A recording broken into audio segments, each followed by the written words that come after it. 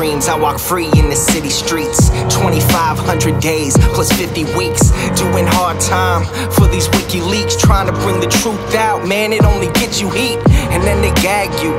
You don't get to speak, and when you get the leak, they try to hit delete.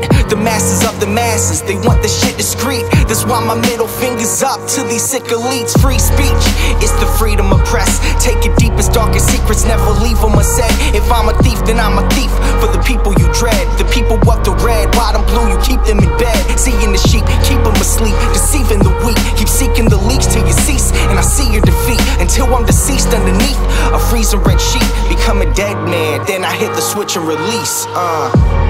When Goldman Sachs is your creditor, you kill the messenger.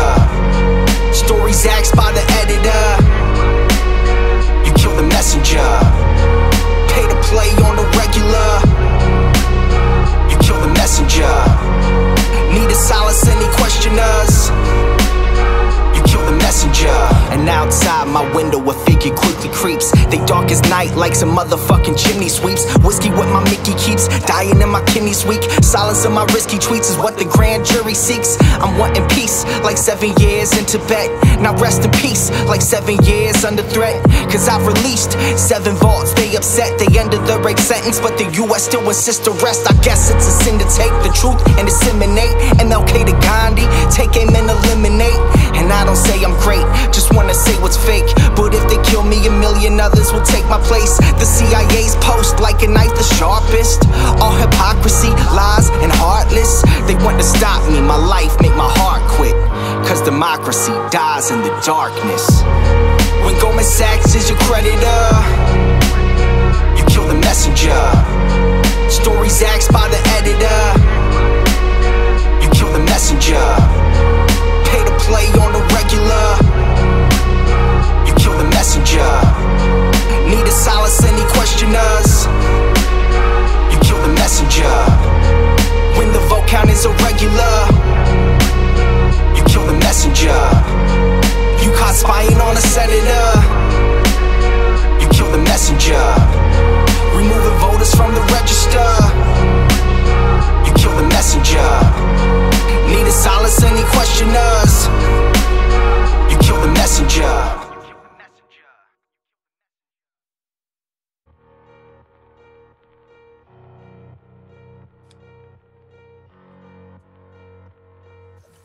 On July 21st, 2018, an alarm sounded among truth-tellers and freedom lovers worldwide.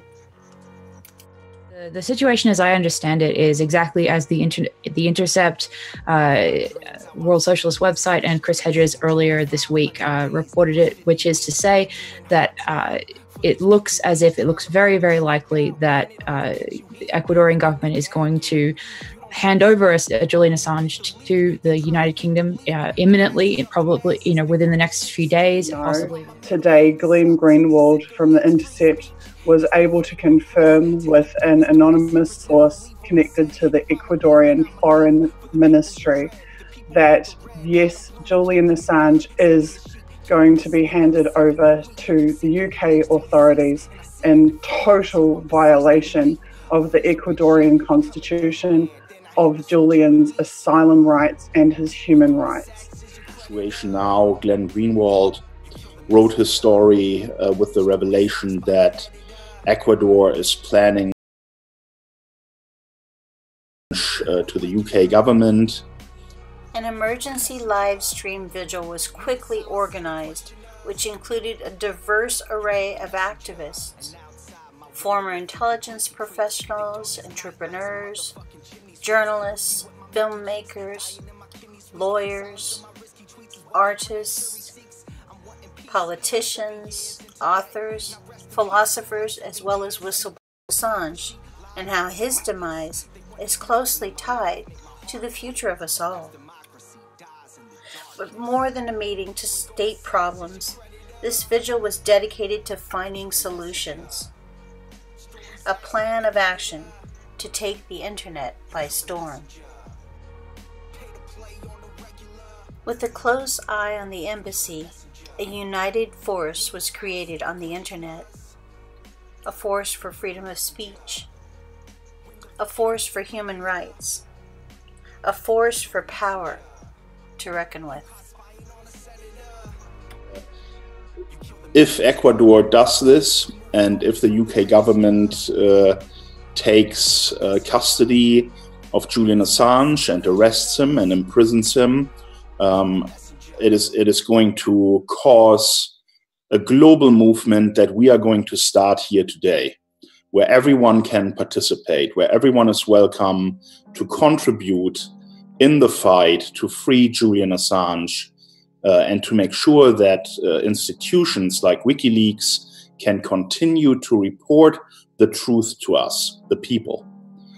But you know, I like to invoke the Noah principle. Now, some of you know what that is. In essence, it's predicting rain. Rewards only for building arcs. That's what we're about tonight. We're starting to build arcs. And you know, and we have built a platform where like supporting all the people like me who are dying to sign on to Discord at this very second. You were quite right. Unity4J .com/Discord gets you signed in, and I'm there right now.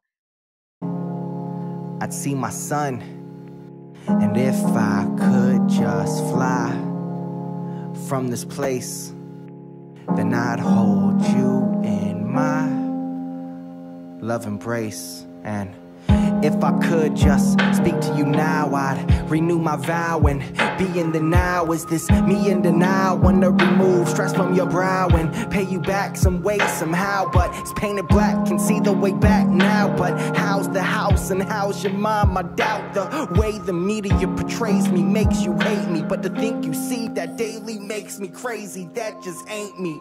Counting days like brake lights, feeling weight like brake lights. Had a great life.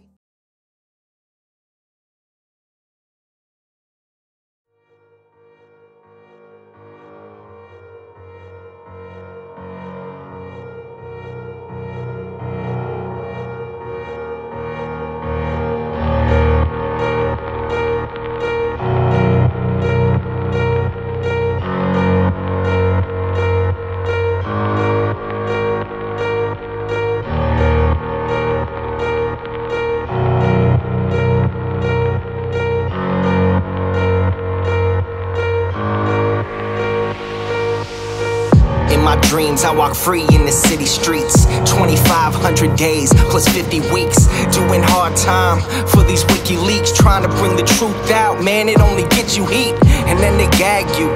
You don't get to speak, and when you get the leak, they try to hit delete. The masses of the masses, they want the shit discreet. That's why my middle finger's up to these sick elites. Free speech, it's the freedom of press. Take your deepest, darkest secrets, never leave them unsaid. If I'm a thief, then I'm a thief for the people you dread. The people of the red, white and blue, you keep them in bed. Seeing the sheep, keep them asleep, deceiving the weak. Keep seeking the leaks till you cease, and I see your defeat. Until I'm deceased underneath a freezing red sheet. Become a dead man, then I hit the switch and release.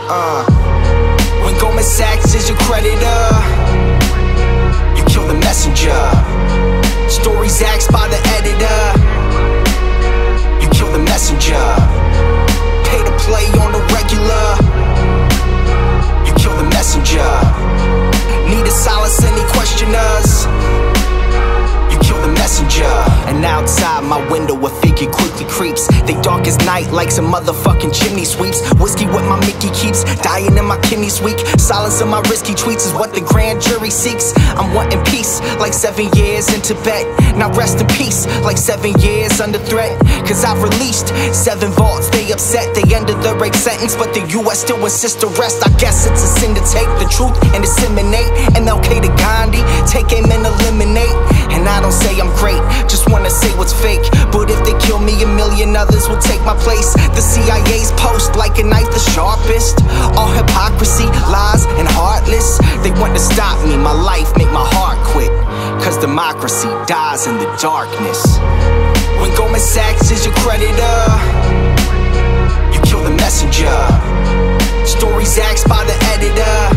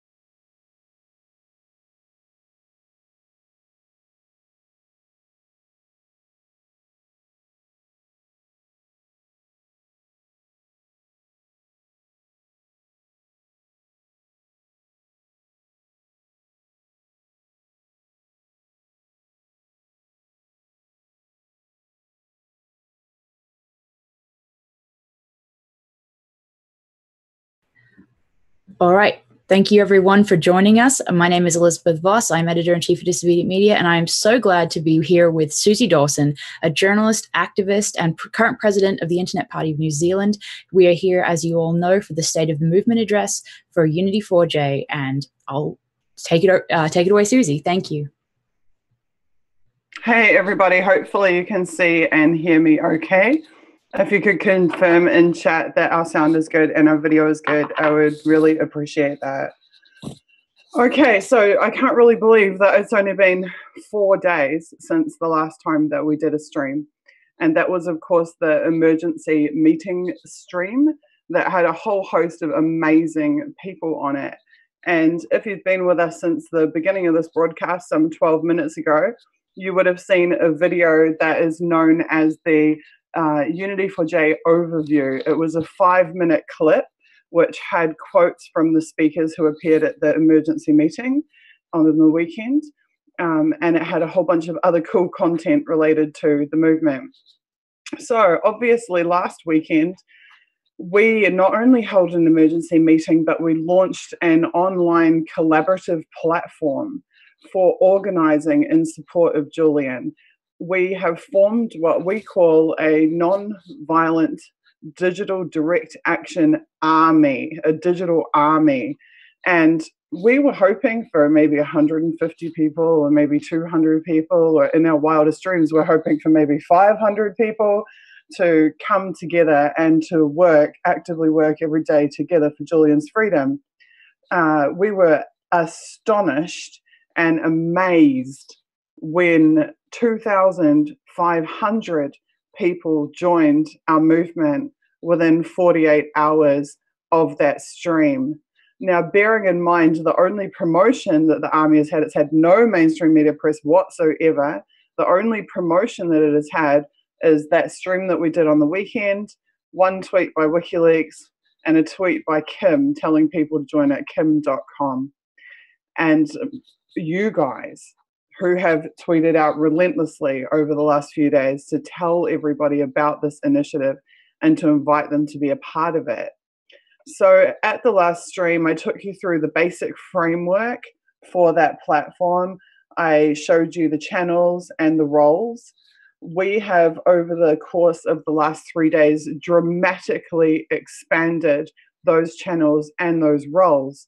We have been floored by the level of professionalism and the incredible professional experience of the people who have been joining the server.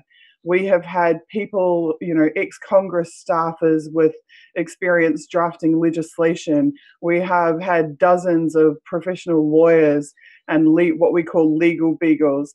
We have had broadcast engineers, musicians, videographers, YouTubers, just any profession that you can think of, literally, is now represented in our online digital army.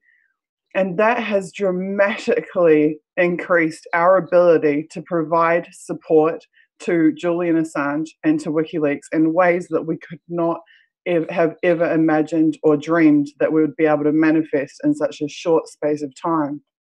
So we now have a number of teams which have population into the hundreds in each team. And they have produced, in the space of 4 days now, the amount of the quantity of content that I would expect out of a movement in 3 or 4 months of time passing.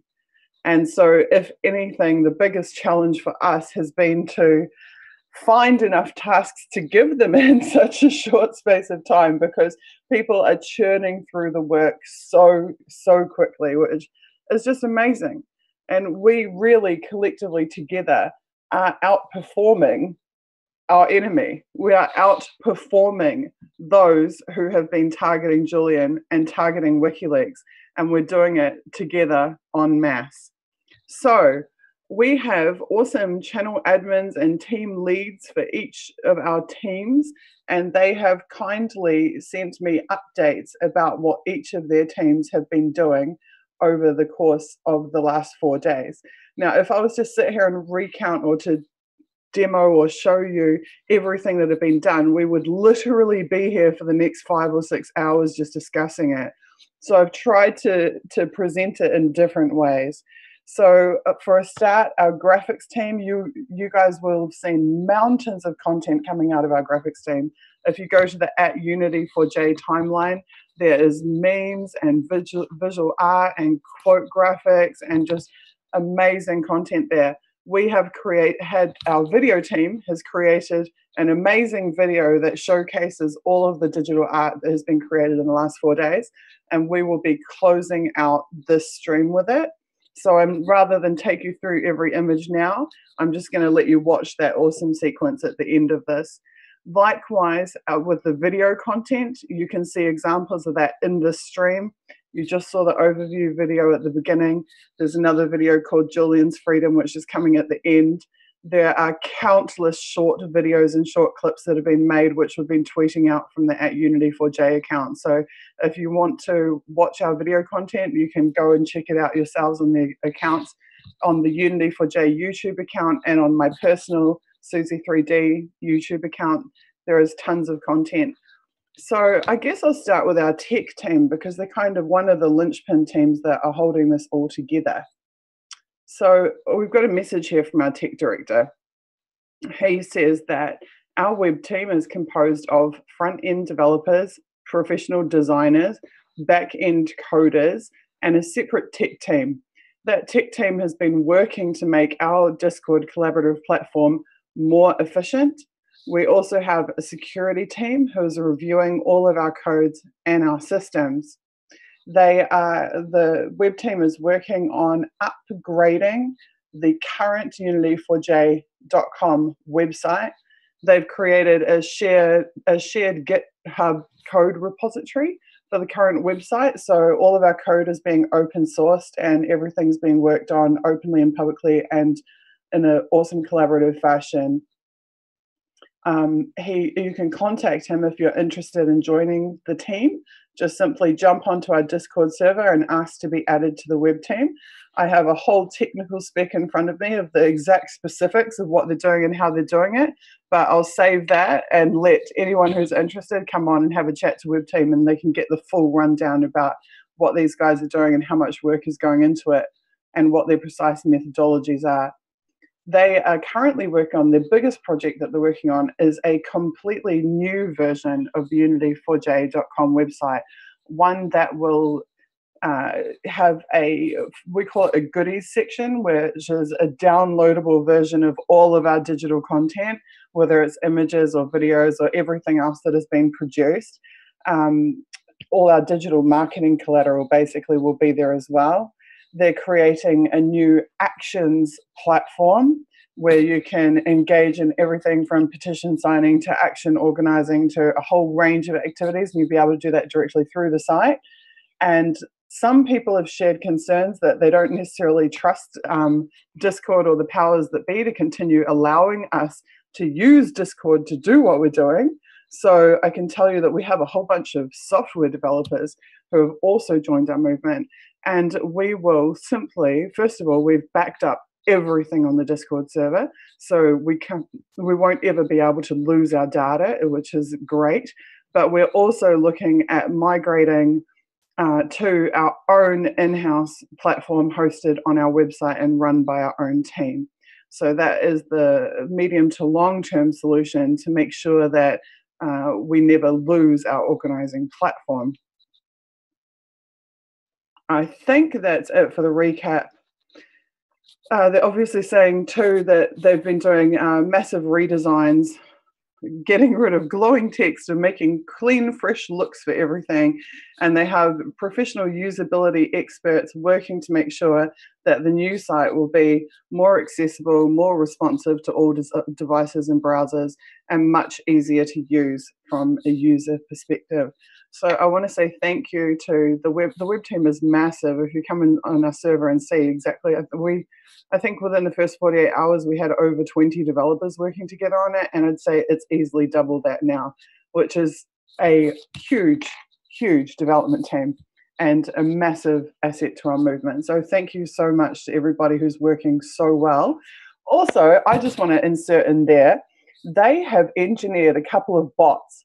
And it's really nice, you know, for all the AI and bot usage that gets used against us, it's really nice to actually have some of these tools on our side.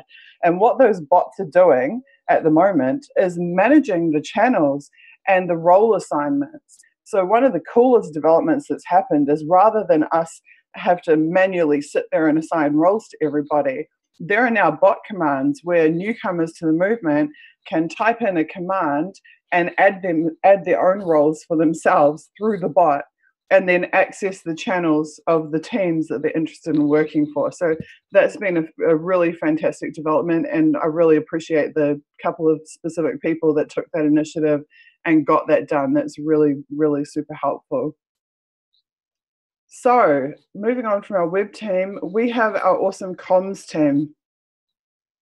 The capacity of our comms team to produce work has been mind-blowing. I put tasks in there for them and they're done within an hour, and they're done to an incredibly professional standard, you know, the best that you could expect of any marketing or PR company that you might outsource to. They are absolutely fantastic. So here is what the comms team admin has had to say. After the incredible live meeting that kicked off a new beginning for the Unity4J movement, activists from all walks of life flooded into our channels of communication, eager to take action in defense of Julian's life and liberty. Among those who joined was a fantastic team of dedicated individuals who quickly came together to form the Unity4J communications team, promptly setting out to discuss and accomplish relevant and necessary tasks for the Unity4J movement. The Unity4J comms team has been able to attract the likes of public relations experts, experienced editors, proofreaders, and a host of other extraordinary writers and innovators.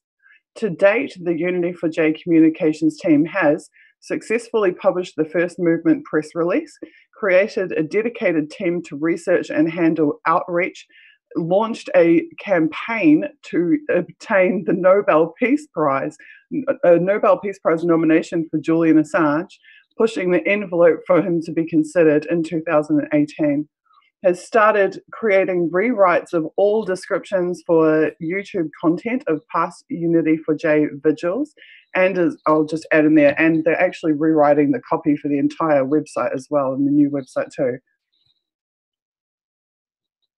And as well as having drafted and started sending out letters to organizations and individuals that may be sympathetic and helpful to the Unity4J movement.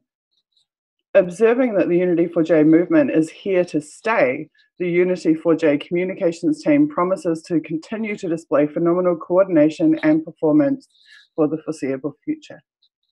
So thank you so much to our amazing comms team, because it's really been an incredible experience. I mean, the day before our last stream, I woke up from my 1 hour sleep knowing that I had to draft a press release, get a press release out, draft media resources file with everything that needed to go to MSM or any media outlet. I had to do all of the, you know, put together the description for the YouTube page for the stream. I had all of this mountain of work, and now we have literally dozens of people at any given moment sitting there, taking that work off of us, doing a better job than I ever would have done of it, to be frank, and getting it out the door within minutes. So you guys are just completely changing this paradigm. I genuinely believe, and I'll talk more about it after I finish going through the team accomplishments, but I genuinely believe that what we are doing on this campaign is transforming the way that activism happens. And I can see some of our distinguished guests smiling away, because it's true. What we are doing is creating a new paradigm for digital activism and for mass movements. And it's an amazing, amazing thing to be a part of. So next up is a communication from our music team, because we have got a whole bunch of fantastic professional musicians, sound and audio engineers, composers, the whole 9 yards, in their very own team working together for Julian and for the movement. their accomplishments are they have re-released Kill the Messenger by James Gets It and V for Vapid, producing on the back of 2 professional studio recording sessions, the donations for which came from people in the movement. They've released Break Lights by James Gets It and V for Vapid. They have released a remix of Kill the Messenger by @Savo. I hope I'm saying the name correctly. And that remix, thanks to the support of our incredibly massive social media team, reached #2 on the Tune platform, which, like, across the entire platform, hit #2 most on the most listened tracks on the platform, which is just incredible that so many people completely outside our movement are being exposed to Julian's situation, the need to support Julian through creative endeavors such as this. And they're saying all of the tracks related to the movement have been uploaded to Tune and also to SoundCloud. They have worked with the graphics team and completed promotional banners for all social media for the music tracks that have been produced. They are currently working with the video team to complete music videos, professional grade music videos for each of the tunes that have been produced. And cover art, they're saying. And they have had offers from major mainstream musicians to work with them and to work with the movement. And I won't say any more about that. So I'm keeping to what's already been done and not what's coming up. And we will probably be doing these retrospectives once a week to let you know what we have achieved. But I'm definitely keeping away from the awesome things that are in the works and sticking to the awesome things that have already been released for obvious reasons.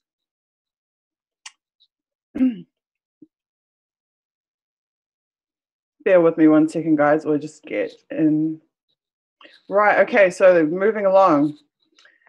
We have a hundreds and hundreds strong research team, a research community inside of our collaborative organising platform. And that research team has been easily one of the most productive teams involved in the movement. And I've got here a report on research team activities up until day 3 of this movement. Research is extremely lucky to have a very committed team that has been producing a massive amount of content in a very short period of time. People have been self-organising and building smaller teams to do the work. The initiative that everyone has shown has been awesome and awe-inspiring. From day 1, we started working on 2 main projects and some other side projects. Project 1, the first main project and our priority at this time, has been to build global contact lists for our outreach team to utilise. We have completed work on the following lists. We have created a list of 582 UK members of Parliament, including addresses, emails, social media, and other pertinent information. We have created a list of 77 Australian members of Parliament.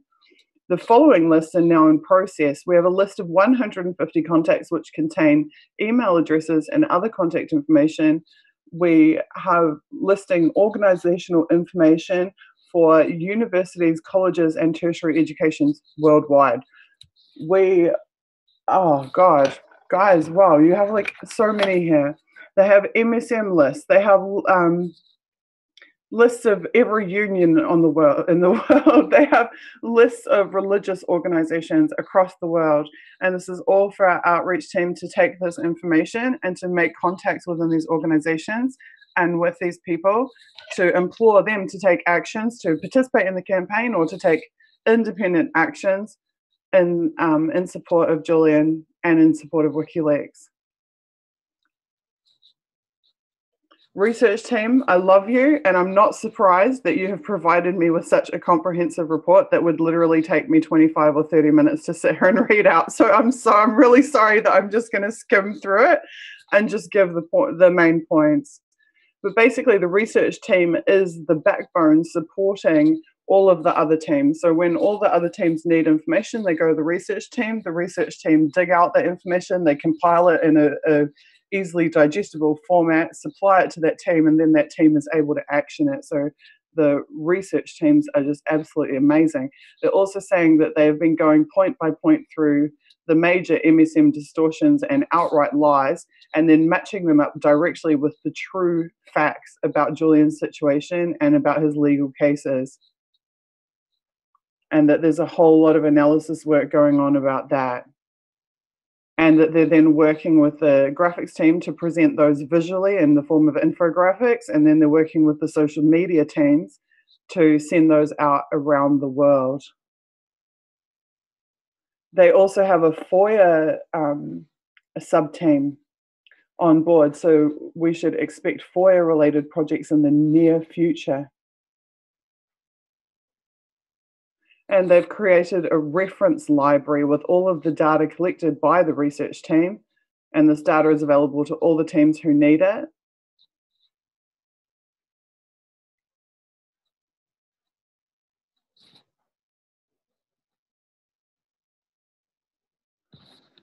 This is very cool. And they say, in conclusion, we submit a comment from one of our most active researchers, and this is the comment.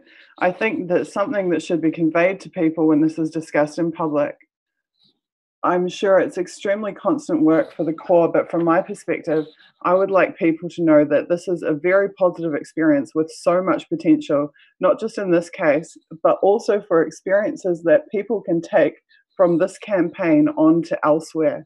This is a very common sense platform and with very little nonsense, which I guess suits the research personality type to a key, to a T, I'm sorry. That is super cool. Thank you for that message, guys. I really appreciate it. Okay, one of our other most prolific teams, understatement, is what we call the Scribes team. The Scribes team is presently involved in transcribing all of the visual content of the movement from our very first 10-hour vigil in support of Julian and WikiLeaks right the way through until last weekend's event. So they say here, the purpose of the Scribes team is to take good care of the words of the wonderful people who participate in the Unity4J vigils and other events, so that these interviews and discussions are available for posterity, as well as being influential for current thought and action. We expect our published transcripts to be of use to journalists, academics, researchers, and the general public, especially those who wish to access these conversations in a text format. Their process: our initial transcripts are in English by human beings, so they avoid the flaws of current AI versions and are 100% accurate. They are also underpinned by links to further information about the people and topics raised in the interviews, making them extremely useful to students and the public who are wanting to learn more after watching the videos. Completed English transcriptions then go to the translations team, where they are translated into many languages. As of 24th of July, we had 23 experienced transcribers, proofreaders, and text editors collaborating and already at work on creating, editing, and linking transcripts, with more people joining the team every day. We have scribes of all ages, with many retired professionals and genders. And they have people from very diverse parts of the planet. They are currently working on transcripts for 3 vigils plus sundry off-vigil interviews, representing over 70 hours of video time plus clips and off-vigil interviews.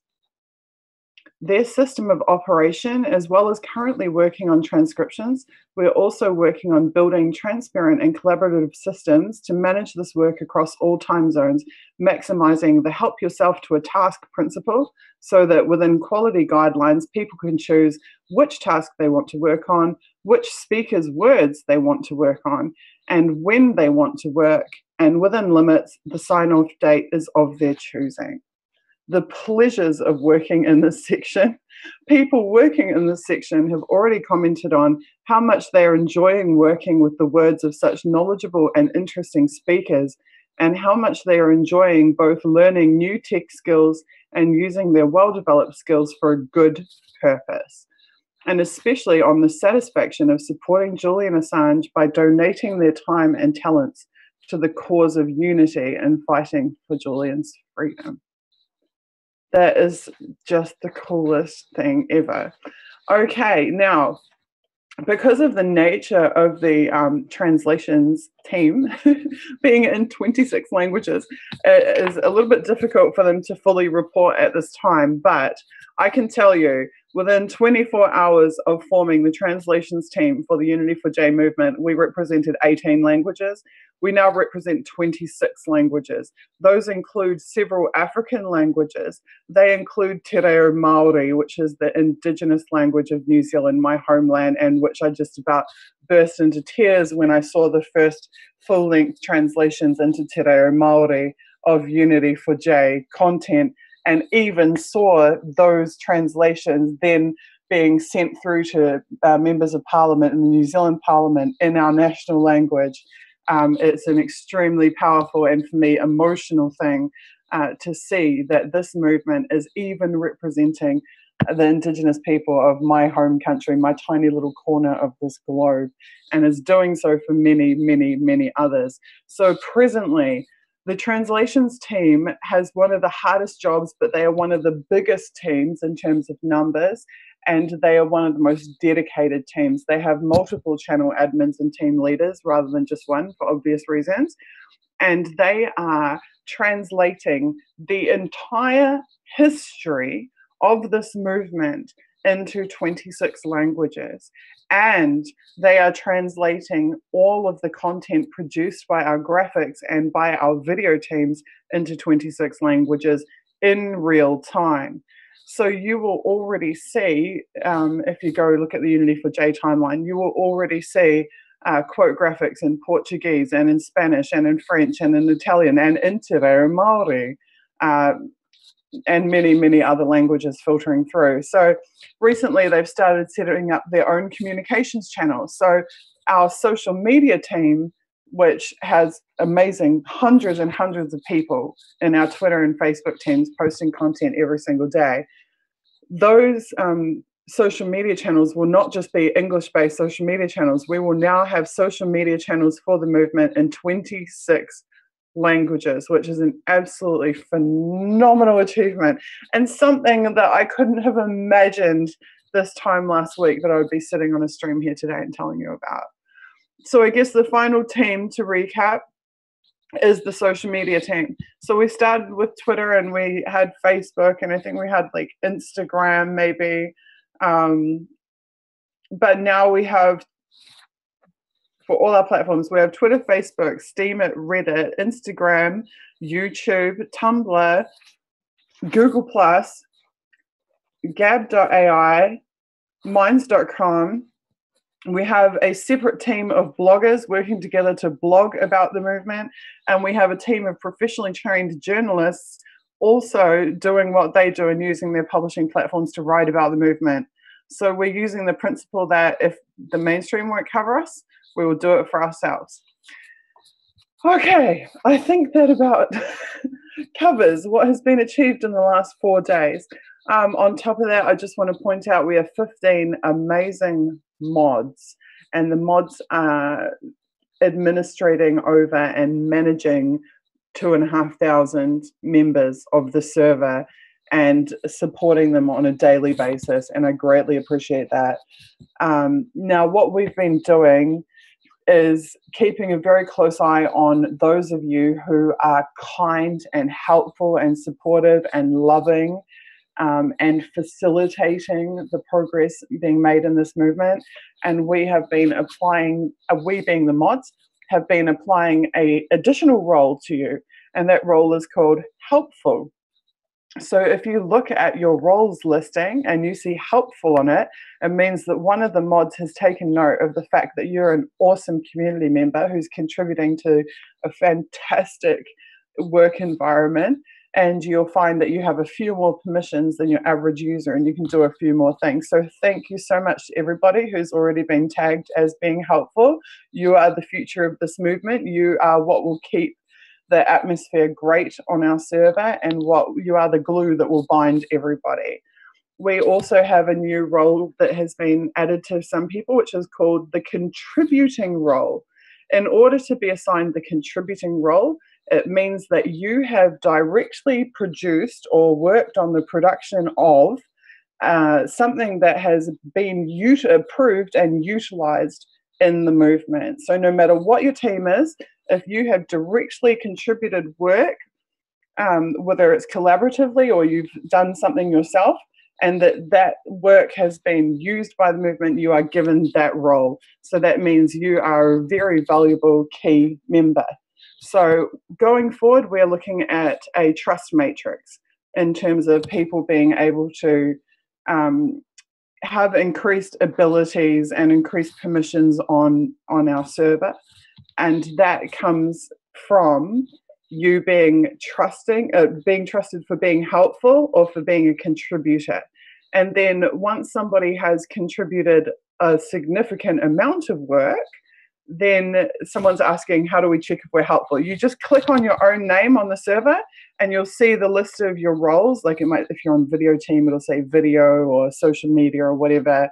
If it says helpful, it means somebody's noticed, one of the mods has noticed that you're like an awesome human being and has added the helpful tag to you. So once somebody has contributed repeatedly over and over again, they will go to the role producer. And producer means that you're someone who, you've acclimatized to your team, you're repeatedly producing amazing work that we're utilizing, and that we want to give you a greater ability to help to manage your team and other people. And then that's what I consider to be like the sub role to the mods. So just to be clear, the mods, you'll notice the mod team hasn't been increasing in numbers. The reason for that is because every single member of that mod team is somebody who has worked across multiple movements with us and has relationships going back years and years and years.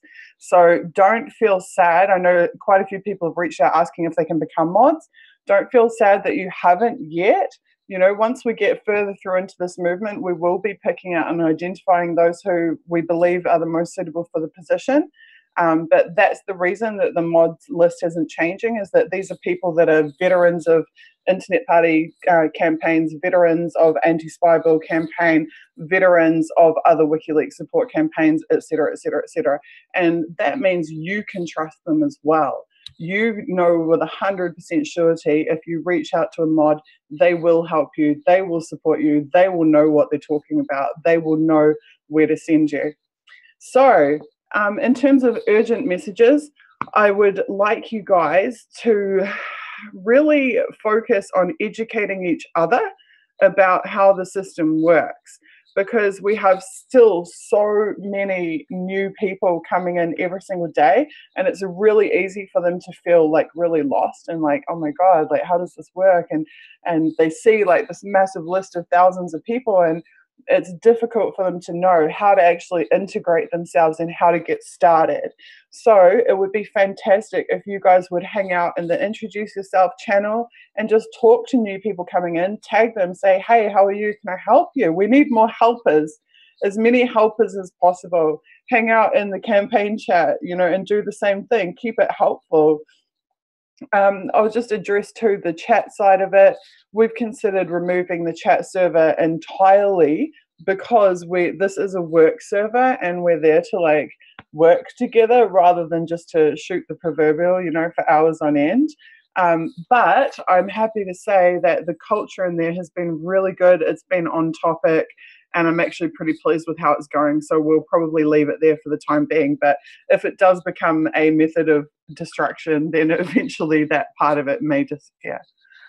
Okay, from my perspective, this has been a historic and groundbreaking time, and it is an incredibly powerful platform, and it is already an incredibly powerful movement. If you remember back to Julian talking about how they saved Edward Snowden, he said it was because WikiLeaks was able to work with an agility and a speed that is impossible for the intelligence agencies to match. They have traditional corporate structures. They have heavy middle management. You saw this with Occupy. When Occupy formed at great speed, nearly 2,000 cities came together inside of 2 weeks. And for that 2-week period, you could see and feel that the system, the empire, did not know how to respond. And the reason it didn't know how to respond is because the little minions on the ground had to send emails to their little supervisors, who had to send emails to their middle managers, who had to send emails to their senior managers, who had to send emails to their deputy directors, who had to send emails to their directors, who had to go and have a meeting with the people who were actually in charge, who had to just someone here, one of our guests is laughing their head off right now, who had to then have a think and decide what they wanted to do about it, and then tell the directors, who had to tell the deputy directors, who had to tell the middle managers, who had to tell the supervisors, who had to tell the minions on the ground, who then had to subcontract out to some agency somewhere, to some private corporation to go and actually do it. So what it ends up with is this massive, it takes them 2 or 3 weeks to implement their system of oppression, whereas in the meantime, we can have 2,000 cities occupied inside of that space of time. So this movement is like a digital version of the same thing. And it is going to take the agencies quite some time to work out how to deal with this. And in the meantime, we will be talking to 20 people in 26 languages. So I personally am very, very pleased to see us taking that agility model that WikiLeaks utilized so successfully and deploying it at scale. So there's one more thing that I want to show you. Actually, I'm not going to show you because we're running out of time, but I'm going to tell you about, and this is one of the most exciting aspects of what we're doing right now by far. And it's again something I didn't even dream of. WikiLeaks shop, the official WikiLeaks shop, is about to launch a range of Unity4J movement apparel. The idea to do this was put together 24 hours before all the design was completed and submitted to them for that range of apparel, because that's how fast the turnover of our graphic design team was. So we are now going to have Unity4J coffee mugs and t-shirts and hoodies and everything coming out in the official WikiLeaks shop. Our movement offered for 100% of the proceeds to go to WikiLeaks and to Julian Assange. And that brings me to something else, which is the financial side. Every single thing I've said today that we've done has cost no money. I think we've spent probably a couple of $100 on some tech solutions. Other than that, we have literally spent no money. It has been all done on love and solidarity and the kindness of volunteers and taking time out of their day every single day to work on this movement. And that's yet another reason that the empire can't compete, because the empire requires billions of dollars to convince people to do its evil deeds. And we don't need to have billions of dollars to convince good people to do good deeds and to work with us to free a man who deserves our love and our solidarity and our support. So that is just yet another reason. People are saying, I can't wait to get my Unity4J t-shirt. I can't wait to get my Unity4J coffee mug. I actually personally made sure that there was coffee mug design so that I would be able to so I can sit here on stream and drink from my Unity4J coffee mugs. These are the things that give me pleasure in this life.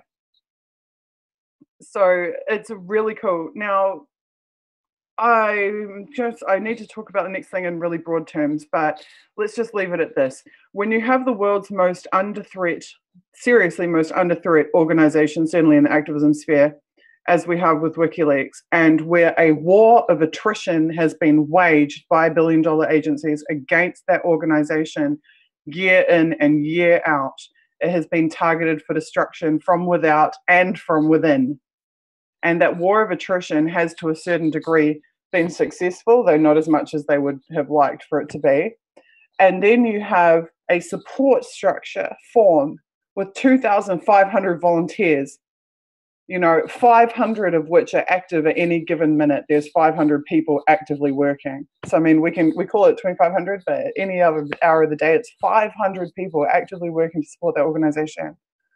And when you have a legal team and a comms department and a graphics design department, a video production department and musicians and all this other amazing stuff that we have producing real work, it's like an antidote. It's like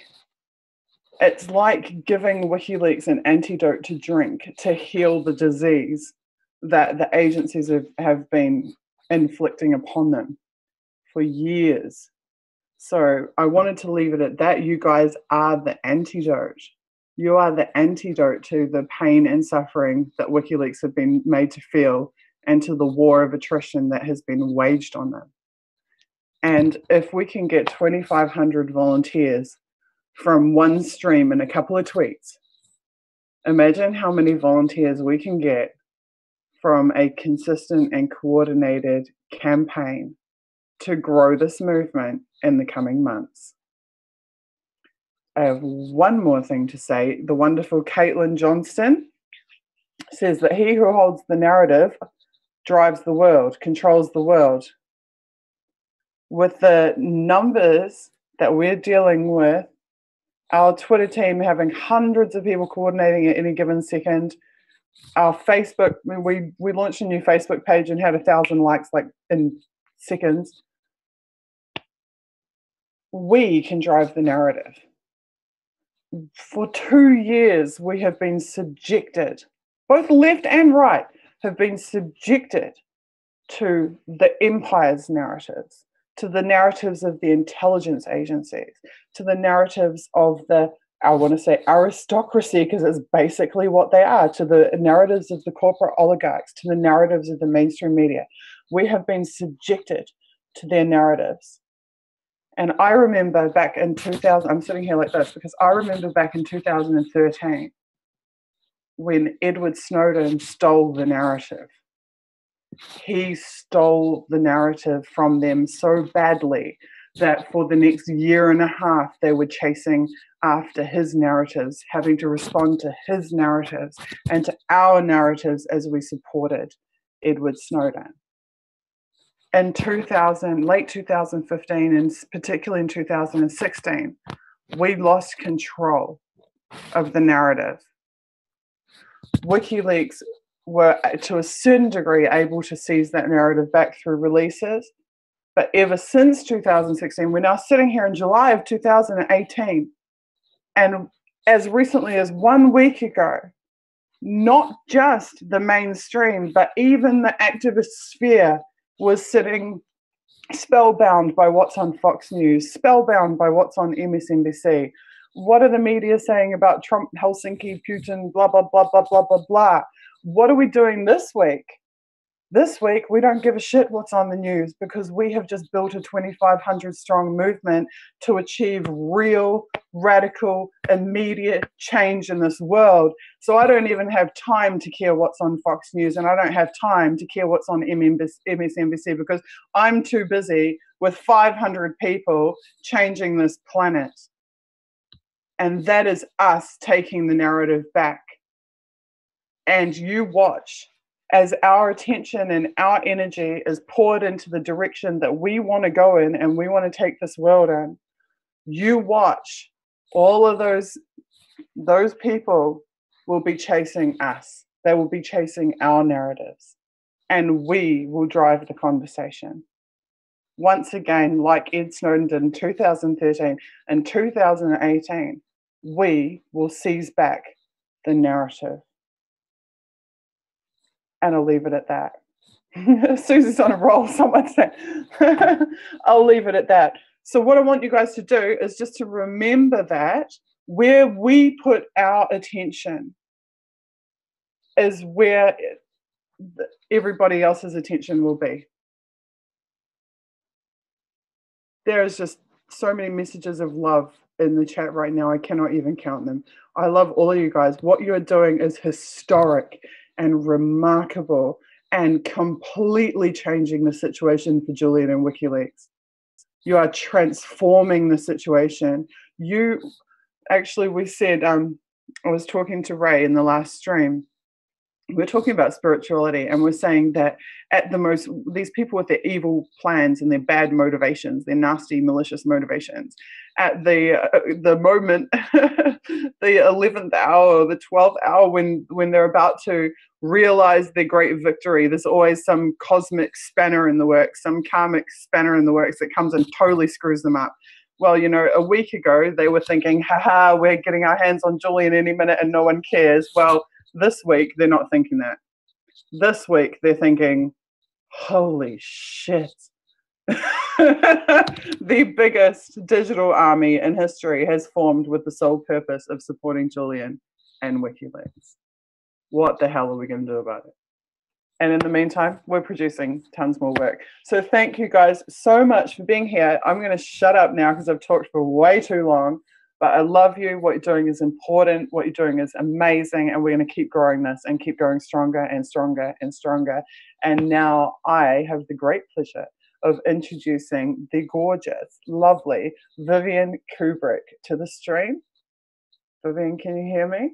Yeah, I can. Actually, I was sitting here like such a little control freak, like just typing little messages saying, gosh, couldn't you just get the desktop up?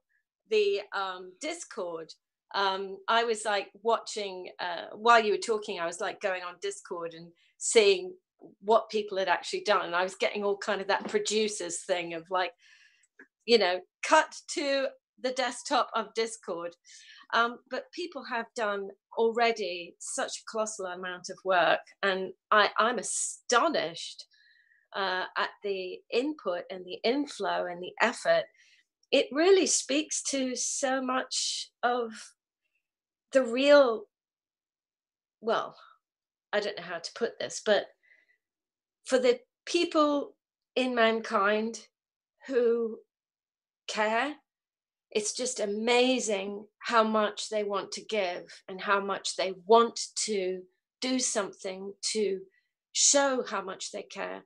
And I think the fact that, you know, technicians, techies, and artists and musicians and illustrators and people that just want to, you know, do anything. In fact, from what I've been looking at on Discord, yeah, I still haven't worked out how to use that really. But I just think if you go to Discord, I think I tweeted a link actually. I think probably a few days ago for Discord. And maybe it would be good. Maybe I'll just tweet that out right now. Let me just see. I have to see if I can find it. But if you, yeah, what? I'm realizing like what an epic fail I am. Like in the first 1 minute of the stream, I should have been like, go to unity4j.com, go to unity4j on Twitter, go to unity4j.com/discord to join our platform. Yes, in fact, I'm going to tweet that out. I'm just going to look through my stuff, but okay. I'm sure that I know that the mods that are in our YouTube chat will be posting that link repeatedly throughout this is something we as presenters and guests and panelists are going to have to learn, and that is that we have 500 people sitting there right now fully wanting to do things to help us, and you can talk to them right now on the stream. So rather than you trying to sit there and tap out your tweet, you can say, hey, I mean, I've got 280 mentions there since I've been blathering away. So our Twitter team is going hard at it. So you can be like, Twitter people, lovely Twitter people, could you please spread the link out on all of the social media platforms? And they will put it across all of our platforms right now. So social media admins, we love you. You're doing a phenomenal job telling the world about what's going on. Could you please share the link to our website, the link to our social accounts, and specifically the link to our Discord, to our organizing platform? Actually, you know, I saw while I was listening to you, the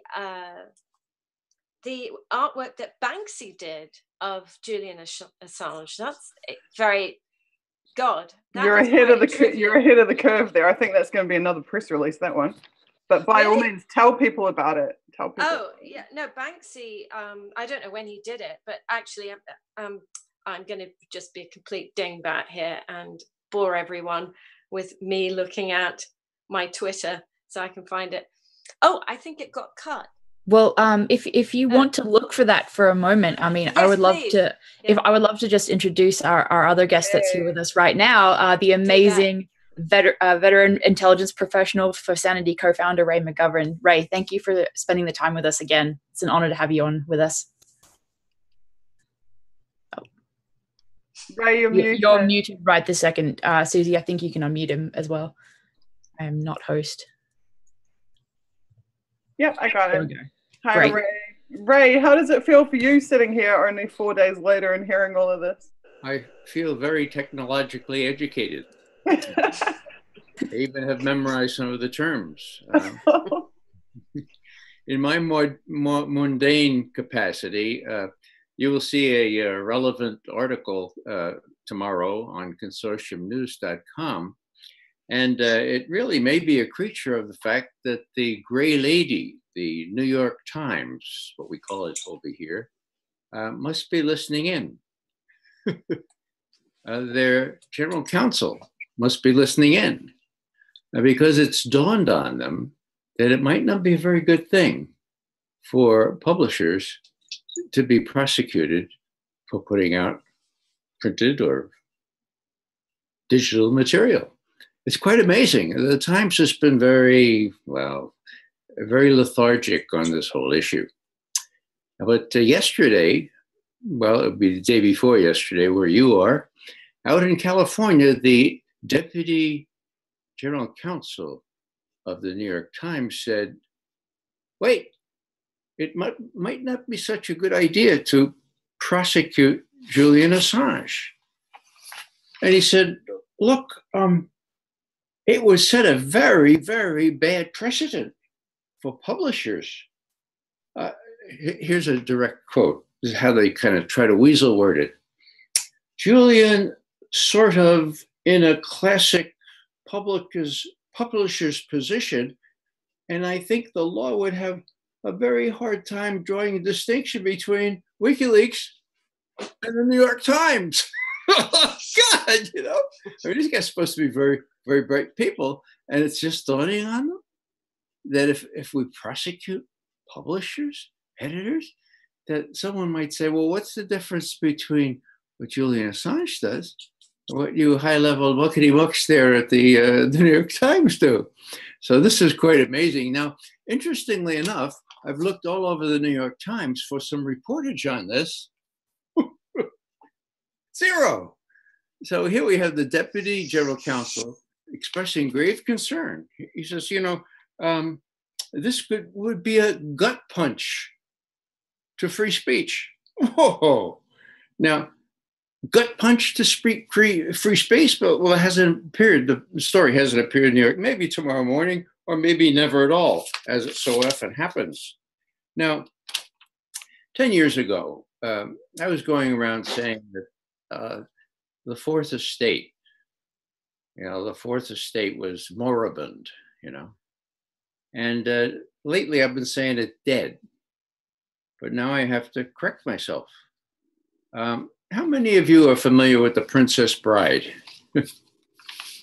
Well, two of my children have committed it to memory, and so I've heard it over and over again. And there's a place there where Billy Crystal, he's playing Miracle Max, of course, and he's trying to bring Wesley back to life. And people say, he's dead. And Billy Crystal says, no, he's just mostly dead. So I think this is a really good paradigm here. The Fourth Estate is mostly dead, but now we see people in the New York Times realizing that their own ox is going to be gored if people proceed to prosecute publishers for no other crime other than publishing material. And so there's a glimmer of hope there. I was recalling when we awarded Julian Assange, and I hope Christine is listening in. She was one of our big supporters when we gave him the Sam Adams Award for Integrity. Now that was after his first very large press conference in London. And we had Ambassador Craig Murray and Dan Ellsberg on hand from our movement, from Sam Adams Associates, to give him the award. Now, our award is it's not an Oscar, really. It's a candlestick holder, okay, for shining light into dark corners. Craig Murray is himself a recipient of the Sam Adams Award, and he was gracious enough to take his own candlestick holder, put it with the citation, and give it to Julian Assange at the end of that very, very important meeting Julian and his colleagues laid out the Afghan tape, so the Afghan vigils and so forth. Now, what am I saying?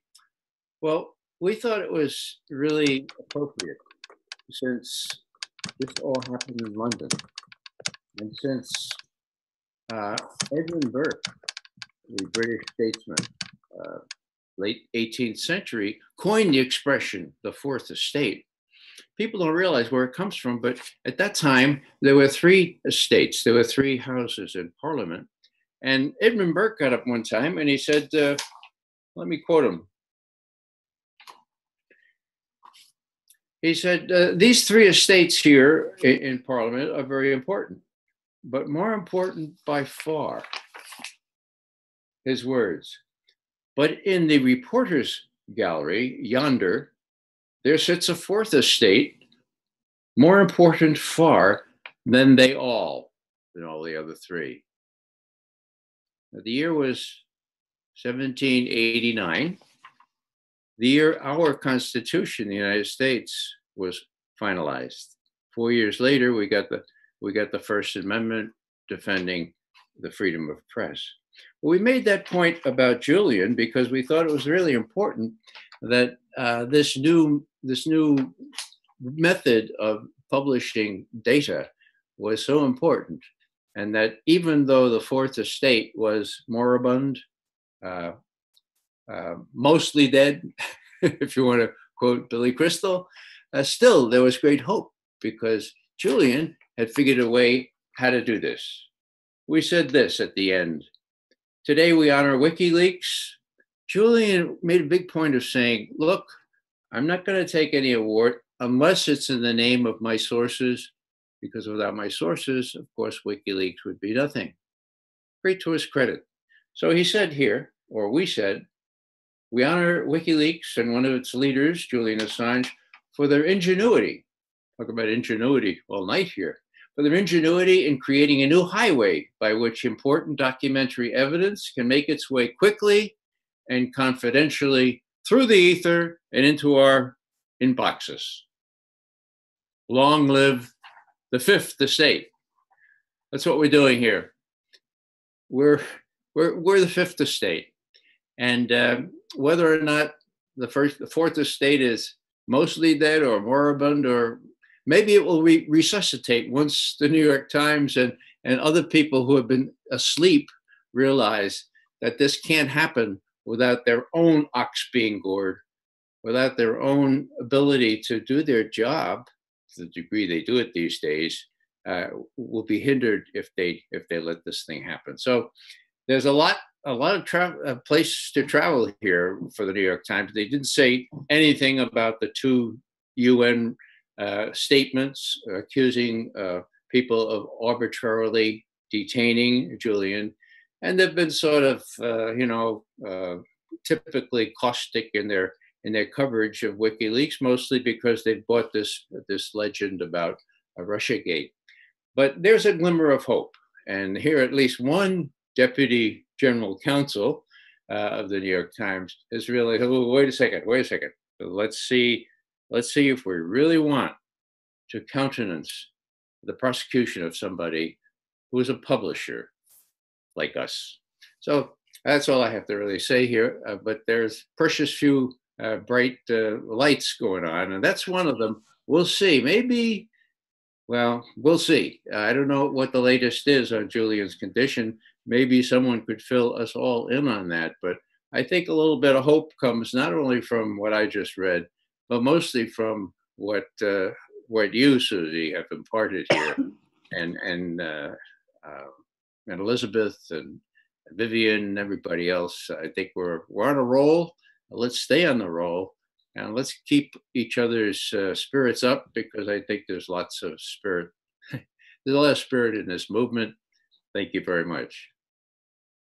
Thank you so much for being here. And I have just seen that the @Julian Assange account on Twitter, I'll just share the screen, has just tweeted out an announcement about our stream, and that it's happening right now. live. They say how to participate in the free Assange online campaign, and they have linked to the YouTube. So that is super cool and fantastic. And also, I feel really bad because we have so many teams and so much is going on that inevitably I totally forgot something major. And that is, I got an email, I'm sure he won't mind me saying, I got an email from Mark Crispin Miller, who is the New York University media professor, who has media studies professor, who has appeared several times on our vigil events. And he said, Suzie, where are the podcasts? We need downloadable podcasts so that people can just listen when they're doing stuff, and not just like the video format, but actually have an audio format. So I put the call out, and one of our amazing team members formed a podcast team. And now, subsequently, I am happy to announce we have right here the Unity4Julian podcast page, which is mixcloud.com/Unity4Julian. And here we already have 35 hour-long podcasts of Unity4J content that you can download and share and listen to. And it would be just, and in fact, there's Mark right there. You can actually listen to an hour of Cassandra. This is Cassandra Fairbanks interviewing Mark Miller. So on this page, we've got Ross Cameron, Graham Elwood, Kim.com, Mark Crispin Miller, Daniel Ellsberg. God, that was an experience. Tim Black, Mark Svoboda, Peter Van Buren, Nico House, Scott Horton, David Swanson, who I love to pieces, Ray McGovern, who I really love to pieces, Dimitri Babich, Lee Stranahan, H.A. Goodman, Caitlin Johnston, Felicity Ruby, Kathy Vogan, I can never say, Slavoj Zizek. Have I got it? Ray, am I right? You do. Thank you. Craig Murray, Simon Floth, who's one of the original WikiLeaks philosopher group people. He's a really cool guy too. The amazing William Binney, Karen O'Reilly, Ron Placone, Kevin Z, Cynthia McKinney, George Galloway, Jamal Thomas. Suzie, darling, Yeah. can I interrupt you? I'm watching Sure. your battery. It's 9% and it's gone down since you've been talking. Do you want to plug it in? Okay. I'll just finish my little list of the amazing people. Okay. Alistair Thompson, Sean Westmoreland, Chris Hedges, Mary Talev, Vivian Kubrick, Woo. and Father Dave, which was another amazing hour of our vigils. So, Suzie, before I forget, sorry, can I just interrupt you before I forget? Sure. And I wish you would plug your laptop in. I will. I Yeah, promise, because if I promise your I will. computer goes down, then we actually lose the entire stream because you're Well, host. no, that won't happen. You guys will still be able to continue the Zoom, and it's not actually me streaming today. It is our newly formed stream team from the Unity4J movement that are currently running this stream. So that's yet another sub-team of the organizing platform that if you have streaming experience, you can jump on and be a part of. Okay, I will go find my charger and you guys can hold the stream down for a minute. I'll be right back. Yeah, actually, Elizabeth, I wanted to just add to the community that's on Discord. I think it would be incredibly powerful if there was a lawyers team. There is, and I don't know. I believe Suzie would have mentioned their work, but she was actually enthusing to me about this just yesterday. That there's actually a very active legal team on the Discord server. So that's a really awesome, and like even if there was no other activity at all on the server, just having that team is extremely valuable. So thank you for everyone that's joined and is a part of that. We really appreciate you. So yeah, if there are any lawyers watching, I'm very curious about this thing called Qui-Tam. Have you heard of this? I saw reference to it on Twitter today, but I did not look into it because I was getting ready for the stream. But it was an interesting comment. Well, I was looking into it. It has to do with. Sorry, do you mind me cutting in? No, not at all. Well, no, I think I do. Go on, carry on. I'll tweet about it. Okay. Well, Ray, I don't know if you had any other thoughts. I just wanted to add to what Suzie was saying about the fact that you know, that this is such a movement that is snatching the narrative from the establishment. I think that's really, really true. I think that it's incredibly important that this type of action from a huge collaboration of the public really shows the establishment that when they harm Julian Assange, when they harm WikiLeaks, and when they harm, you know, if they just try to do this type of thing to anyone else in the future, that it will not go unpunished to them. The public will, in a grassroots way, respond in this type of strong manner, so that, you know, when they are trying to make an example out of Julian Assange, we make an example of them. So that's kind of the response I had to what Suzie was saying. And I think it's that whole, you know, grabbing the narrative and taking hold of it, I think is really an important kind of takeaway from this. Go ahead, Ray. What I really haven't heard much tonight is work on the ground, you know, the Kieran O'Reilly work, the bodies that should be surrounding the Ecuadorian embassy right now, like for the next several days. That gives me some pause. You know, we can sing, row, row, row your boat gently down the stream. We are streaming, right? But, you know, when push comes to shove, if they move, there's got to be enough of us around. And, you know, no doubt the activism or the events groups are working with this, but I just pray very hard that they are on the activist side of things, nonviolent, of course, but you could do a lot of stuff with nonviolence. Absolutely. No, I think that's incredibly important. And I think that that's actually one of the things that I did also want to add to what Suzie had told us. And that is that, you know, Unity4J is by no means the only platform of support. It's not the singular, like, only way to support Julian Assange. The incredible activists on the ground who have been on the ground at the embassy for years holding these vigils are absolutely amazing and inspirational.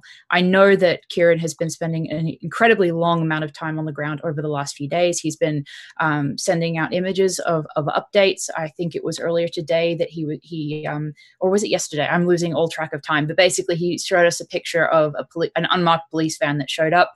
Nothing happened, and then it left. I know that there are also other activists on the ground. You know, Greek Emmy is one of them. There are entire groups of Ecuadorians that have been also protesting Lenin Moreno's policies, both at the embassy and at other locations. So it is absolutely, you know, worth mentioning that those are critical shows of support. Those are valid, and everyone that can get down to the embassy should. And I know that a number of people within the whole Unity4J structure have definitely continued to call for people to go down to the embassy. In fact, I know that one of the people in the Unity4J Discord was actually offering to carpool people down to the embassy if they were within Britain and on their route. So that was really, you know, heartening to see.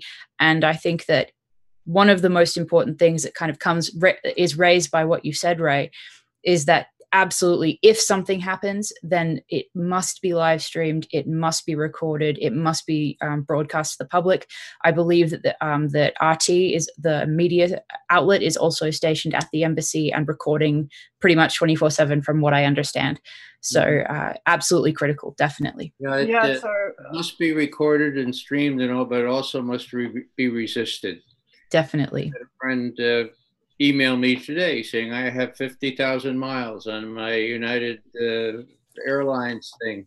Tell me when, you know, you can have one of my seats, or you can have 25,000 of my miles. Just tell me when.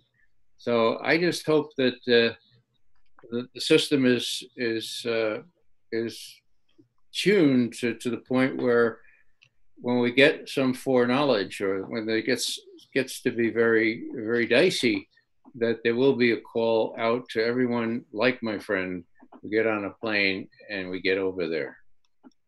Yeah, so Ray, I'll just give you a little bit more info on the events and action side of things. So I'm just going to open this by saying something else which will probably amuse you, which is that, of course, sure enough, we've had people joining the platform who have not really been working on a team, but have been very, very interested in trying to get certain questions answered in a timely fashion. For example, questions like, well, when you guys do ground actions, will you be targeting the US or the UK or the Ecuadorian embassy? Because we need to know which of the embassies it is that you're going to be targeting. All of the above.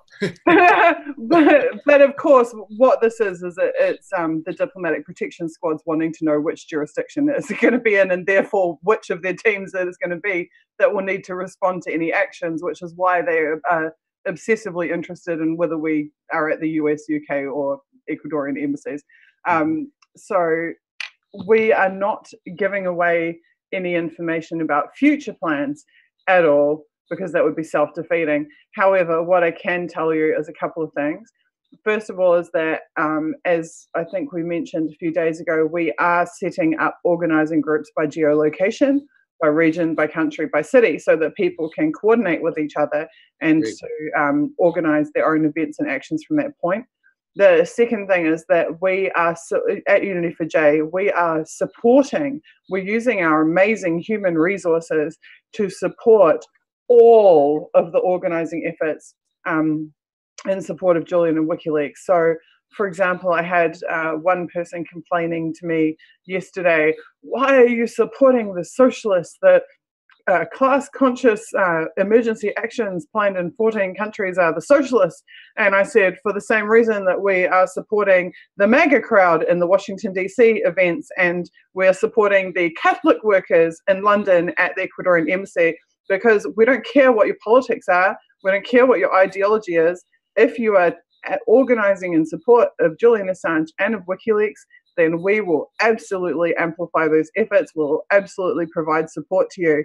We are a non-ideological, non-political movement, and therefore we will support everybody. I mean, there's groups of Buddhists in Tibet. I mean, they're actually in Nepal. They're holding an action in Kathmandu.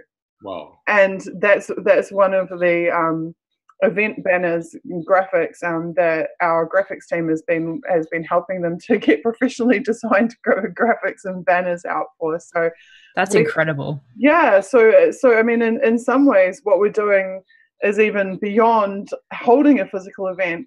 We are providing an entire support infrastructure to all of the on-the-ground physical events. The other thing I would say is that if you have reviewed the recent footage that has come out in the last 2 days, there has been a dramatic increase in numbers on the ground at the Ecuadorian embassy. There was a very significant protest at the Disability Summit where Lenin Moreno was in the UK. And also, we can't take anything for granted. We can't take anything for certain. But it's significant to me that the Ecuadorians have released several statements now which directly contradicted the anonymous sources leaking to the media over the course of the last week. Right. They said, no, there will be no decision made when Lenin comes to the UK, and there wasn't. And they said, no, there is no short-term decision, and there wasn't. And I won't step on the toes of other journalists who might be doing certain research around related topics to that, but it may well be that the reports, the almost hysterical reports in some of the mainstream media outlets, those reports may have come from people who are very interested in creating the idea that any second now Julian would be taken away, and to do so immediately prior to Lenin's arrival in the UK. Well, that brings us back to the phrase given to us by Christine Assange, which is that we need WikiLeaks warriors, not warriors. And I always mispronounce that somewhat. And it also goes to Ray's statement from our last event where he talked about, building arcs and not predicting rain. I think both of those sentiments are equally, correct and important. And I think that the fact that we haven't seen Julian Assange taken from the embassy yet, I think that is a positive thing, that we need to, continue the momentum that has surrounded that inaction by the Ecuadorian government so far and, by UK authorities. So definitely just echoing what you're saying. Question. Go ahead, Ray. So I'm a worker in MI5, and I have a conscience. And I think freedom of speech is important. Do I have an easy way?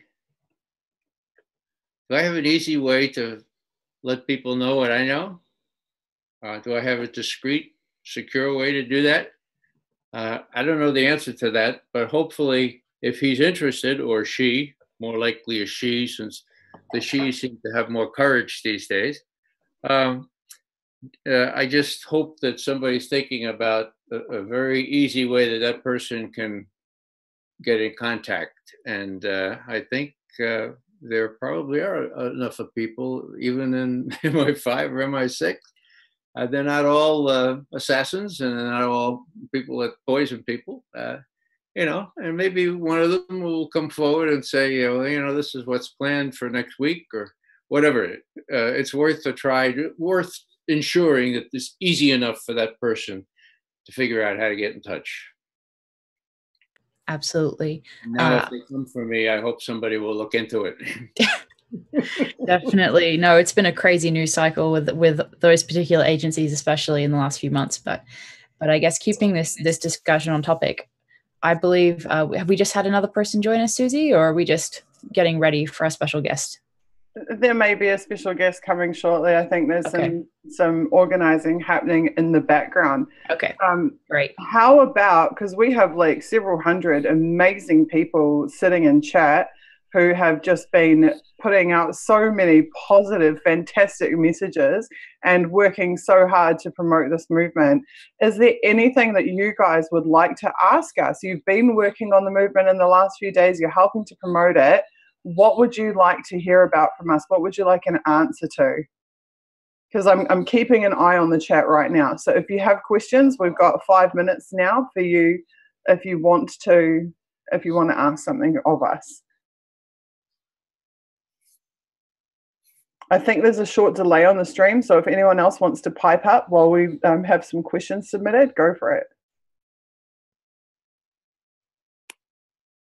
Well, I would just want to mention that I was really impressed to see the Ecuadorian people actually showing up at the embassy, because I thought that was so symbolic. I know that it was very much related to Lennon's appearance in London and the meeting that he was attending, but I also thought that it was really symbolic of Ecuador coming to Julian when he can't at this time have safe passage to Ecuador itself. So I hope that at least brought a smile to his face to see so many Ecuadorian people standing up for him against Lenin Moreno, and it really shows us that the Ecuadorian people themselves are with Julian Assange and they are with WikiLeaks, and that the recent decisions by Lenin Moreno's government are not in keeping with what the public of Ecuador wants. So that's just the thought that I had over the last couple of days, especially. And I loved the pictures posted by Emmy on Twitter of that protest. And I know that RT also covered it. And I was really glad to see multiple news reports on that protest from both RT, but also the World Socialist website. So that was really encouraging as well. I don't know if anyone else has any thoughts at this time, but Susie, what's up? Somebody's just asking me questions in Discord. They have just said, what about making Julian, nominating him for Australian of the Year? We formed a separate team. The comms teams formed a sub team for a Nobel Prize nomination for Julian, and they found someone who can submit that, who meets the criteria to submit that nomination. And then that quickly expanded into a whole bunch of other awards and prizes that they wanted to nominate Julian for. And that team has now been renamed the awards team. And the Australian of the Year is one of the awards that they are going after for Julian. So if you want to help get awards for Julian and for WikiLeaks, please join the Discord and ask to be added to the awards team. And you absolutely can be a part of making that happen.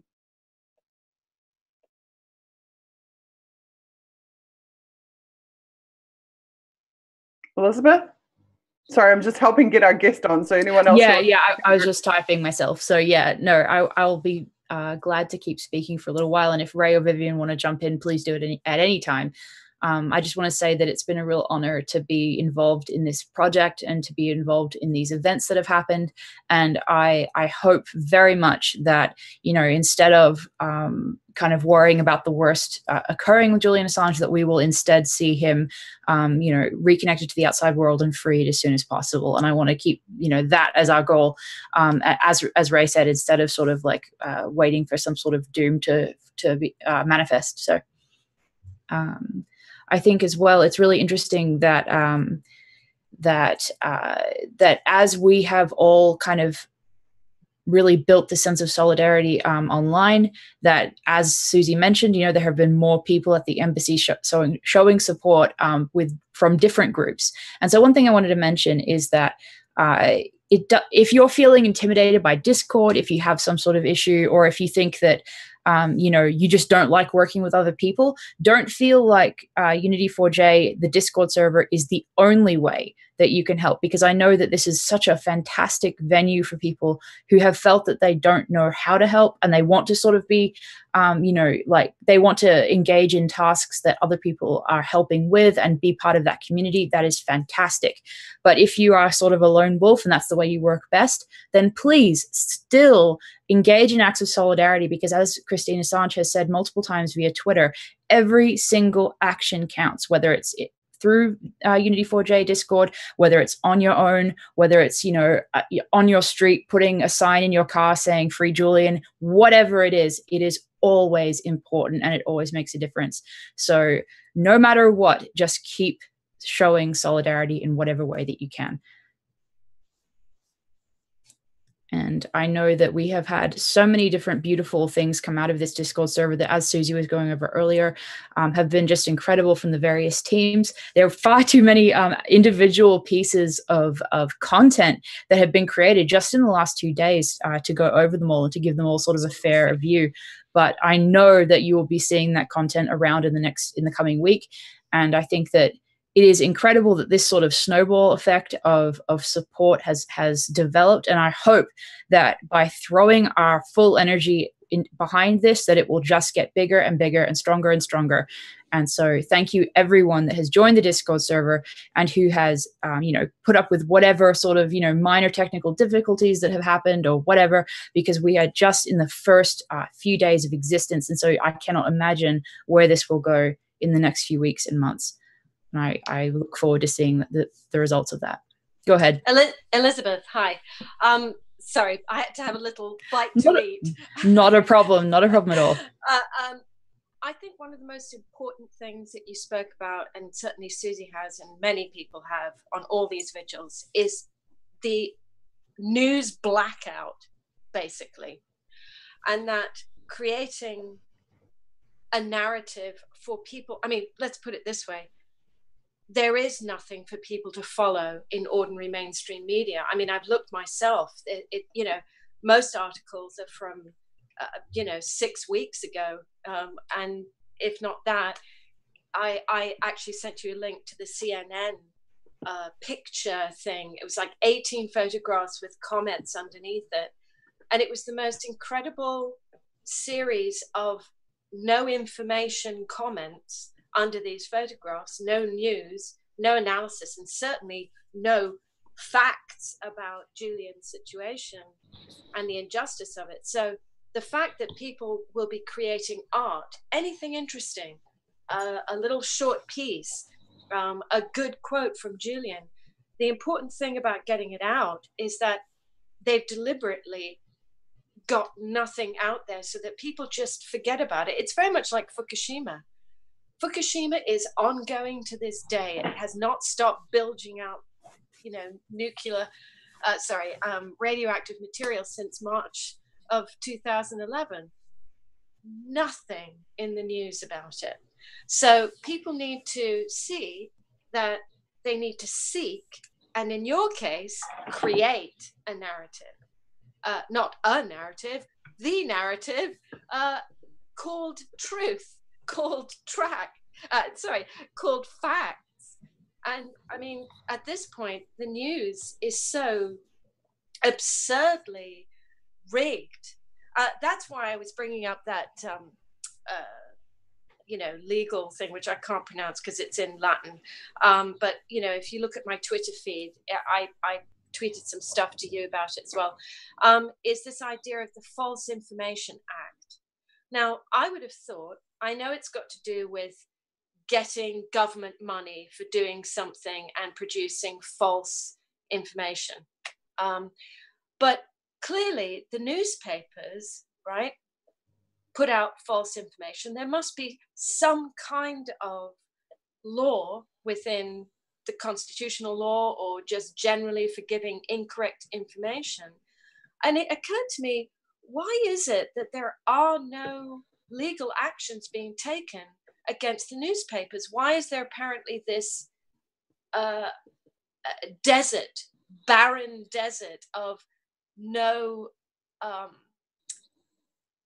opposition to these false facts? And why is it that the FBI can continue to run with Russiagate and offer absolutely no hard evidence at all? Well, I would love to tackle that, because basically, and I'm not a legal mind, so I don't have the specific, laws memorized for this, but I do know, and I remember that I believe it was actually under President Obama that he made it legal for propaganda to be propagated in the press in the United States. Yes, I believe, and in chat, Ray, anybody who knows more about the legality of that than I do, please correct me or add to that in chat. But as far as I understand it, it had been illegal to basically propagandize the American public. And obviously there are going to be different laws in different countries. Like, the UK may have their own, issue, their own legal stance on that. But I know that in the United States, unfortunately, Obama I believe it was that is this right? Did he remove a law or did he change a law? I know he shouldn't technically have the ability to do that, but I believe that it may have been an executive order. I don't remember, but I do know that there was a giant uproar when he made it basically legal to propagandize. And I think that, possibly with Russiagate, a large part of that, as you say, with no facts, may be, kind of based on that, on the fact that there is no retaliation, there's no accountability for outright lying to the American public and the world public. As we know, so many of our... Okay. Oh, go ahead. Sorry, ladies. Yeah. I'm going to break in for a second because there's now tons and tons of questions in the YouTube, and also I think that we'll have our special guest very, very, very soon. So I just want to get these out of the way. Someone says, after over this first big push, can we create... Oh, no, sorry, that's a graphics team thing.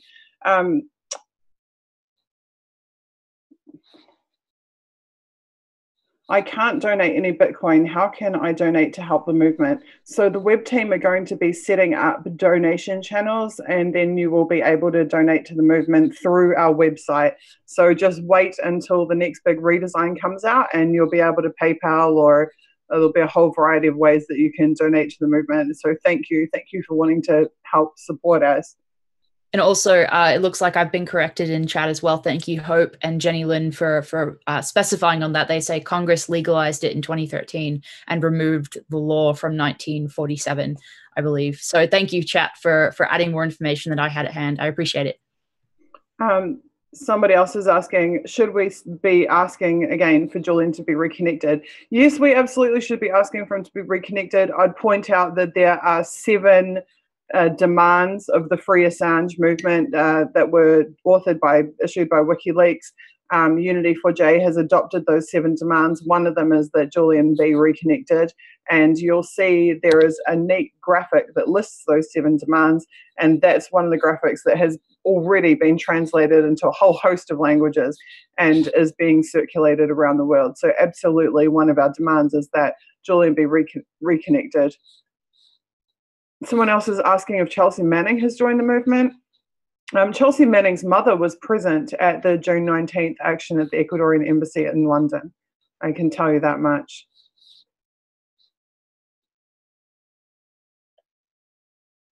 I'm just reading through.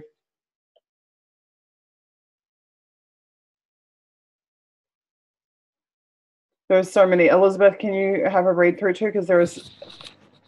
Absolutely, sure. Miles and miles of chat here, but I know that there is tons of questions in here as well. Absolutely, yeah, I know. And as I said, I really do appreciate it when you all can add information as to the question that Vivian posed about the legalization of propaganda.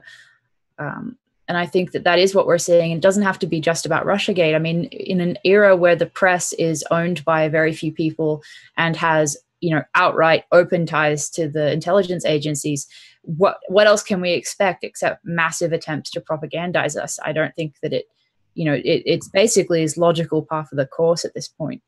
But someone else is asking, When was the last time anybody saw Julian in public? Well, Julian is a target of the CIA. He cannot just go and hang out on the balcony at the Ecuadorian embassy.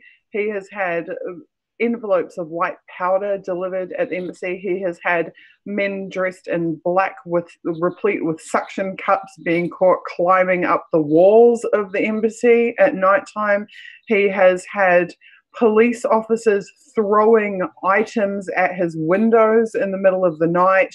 He has had pretty much every type of physical disruption and intrusion that you can imagine that could be, thrown at someone in his position. So I would point out that there has been multiple what we call black PR campaigns against Julian and against WikiLeaks. There was one 2 years ago that Julian was dead.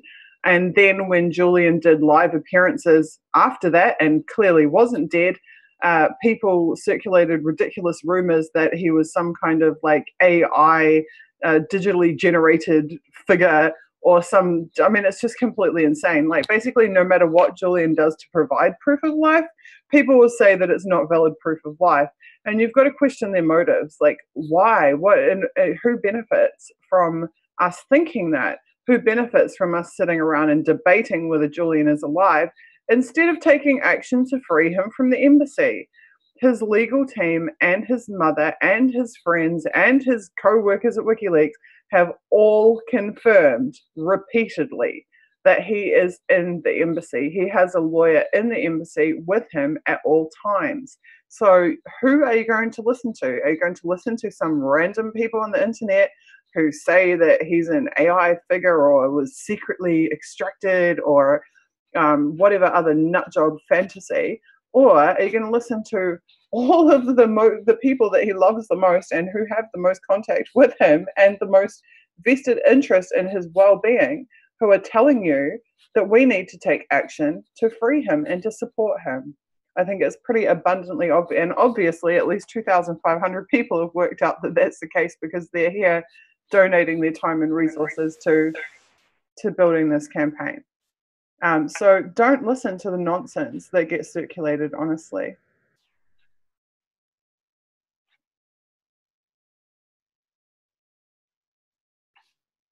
Why? This is a great question. I think maybe Ray should answer this one if he's still with us. Someone says, why is it important for people to appreciate the work of Julian Assange and like-minded people around the earth? Ray, are you available to take that? Sure, yeah. Well, the proof is in the pudding. Number one, even my former colleagues in the intelligence services acknowledge that WikiLeaks is so popular and so valuable to people who are seeking the truth because they don't fool around with the information. It's documentary. Julian doesn't massage it or make it appear anything other than what it is. And so that information has been able to be used in courts of law to defend people. It's regarded almost uniquely as rock solid. Now, what has it allowed? Well, my favorite example is a cable from Moscow. If I've seen one United States Embassy cable from Moscow, I've seen about 8,000. Okay, well, this one was a conversation between Foreign Minister Lavrov and a fellow named Bill Burns, who was our ambassador there. And it was on the 1st of February, 2006, okay? And what happened there was that Lavrov called him in. He said, there are lots of rumors here that you are going to invite Ukraine into NATO. Mr. Burns, do you know what "niet" means? And Burns says, oh, yeah, I know. Well, "niet" means "niet," Mr. Burns, because if you do that, we will have to decide whether we have to intervene in Ukraine, because this will pose a danger to our own borders. So "niet" means "niet." Tell your Secretary of State. Now, what did Bill Burns do? Well, we know from the cable. How we did cable? From WikiLeaks. What did Bill Burns say? He reported, to his credit, he reported it exactly right. The top of the cable was "Niet means niet." Okay, 1st of February 2006. What happens on April 4th, 2006? NATO, in a formal resolution in Bucharest at the summit of NATO, announces Ukraine and Georgia will become members of NATO. Now, hello, don't say we haven't been warned. We have been warned. And that information is only available in documentary form because Julian Assange put it out there, having gotten it from Chelsea Manning. So that's just one small example, actually. There are hundreds of them. And lastly, I'll just say that when Colleen Rowley of the FBI and Bogdan Zakovich from the Federal Aviation Administration, when they were asked, all your colleagues were so frustrated before 9/11 because no one would listen to them in Washington. If Julian Assange were up and running at that time, before 9/11, would you have gone to WikiLeaks to get that information out? And they said, yes, because we saw what was coming, but we had no outlet to get it out so the American people would know. All it would take is $200 to make the cockpit doors secure, for God's sake. That's what the Israelis do. I already did. So all I'm saying here is that there's all manner of examples to prove that the WikiLeaks is unique in its trustworthiness and its ineffectiveness in putting the right truth out there that very few people know. Fantastic answer to that, and I really like that story about the cable. It's a really good one, and we know that that has become such a huge ongoing issue as well. Just incredible. I can't tell if Vivian or Suzie are trying to. Do you need to say anything, Suzie? We have tried very, very, very hard to bring you guys a super special guest tonight, and unfortunately, a combination of landline phone networks and I don't know whether it's interference or what, but very strange technical occurrences are preventing us from having that guest appear. We will try to make it happen for a future event, but they are sending a message to the audience anyway, which I will relay to you very, very shortly. I had hoped to keep the stream really short, and so we will probably wrap soon, and we will be wrapping the event with the amazing recap of all the materials from the graphics team, the video that I told you about earlier, which has been made, and also we will finish with the #2 on Tune music platform song, the remix of Kill the Messenger, which has been created by our music team. So bear with me. Elizabeth, do you want to just see if there's any other questions to answer? Because I'm just receiving now the message for our audience from the very special guest. Not a problem. I will absolutely do that. Reading through right now. All right. And it's so fantastic that so many of you have joined us this evening. It's absolutely breathtaking to see how many of you really do care about this issue.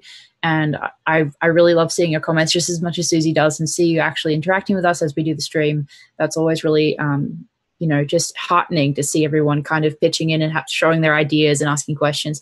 So if you have questions that you want to ask us before we do kind of wrap up sort of soon, I know that Suzie and I and Ray and Vivian would love to respond to them if we can. So I'm just reading through. Give me one moment. And if Vivian and Ray, if you have anything you'd like to just talk about as I read, please do. Yeah, any conclusions from you, Vivian and Ray? Speak up. Well, I certainly am very, very proud of every person that has made the effort to join Discord and to produce anything that they wish or imagine would be informative and helpful. And I certainly would love to, I was looking actually on WikiLeaks, get a complete breakdown of all the inconsistencies of Julian's situation against what's normally someone's rights. Obviously his medical rights have been completely trodden on. His right to publish, which is completely consistent with both constitutional law, and as far as I understand it, pretty much international law. You're allowed to publish evidence of crimes. He's not publishing the secrets to somebody's new design for a car, which would, be a crime. That would be theft of intellectual property. He's publishing documents that extremely concerned citizens, right? A citizen has a right to do a citizen's arrest. They have a right to put together their own court if the government should fail to put a court together to put someone on trial.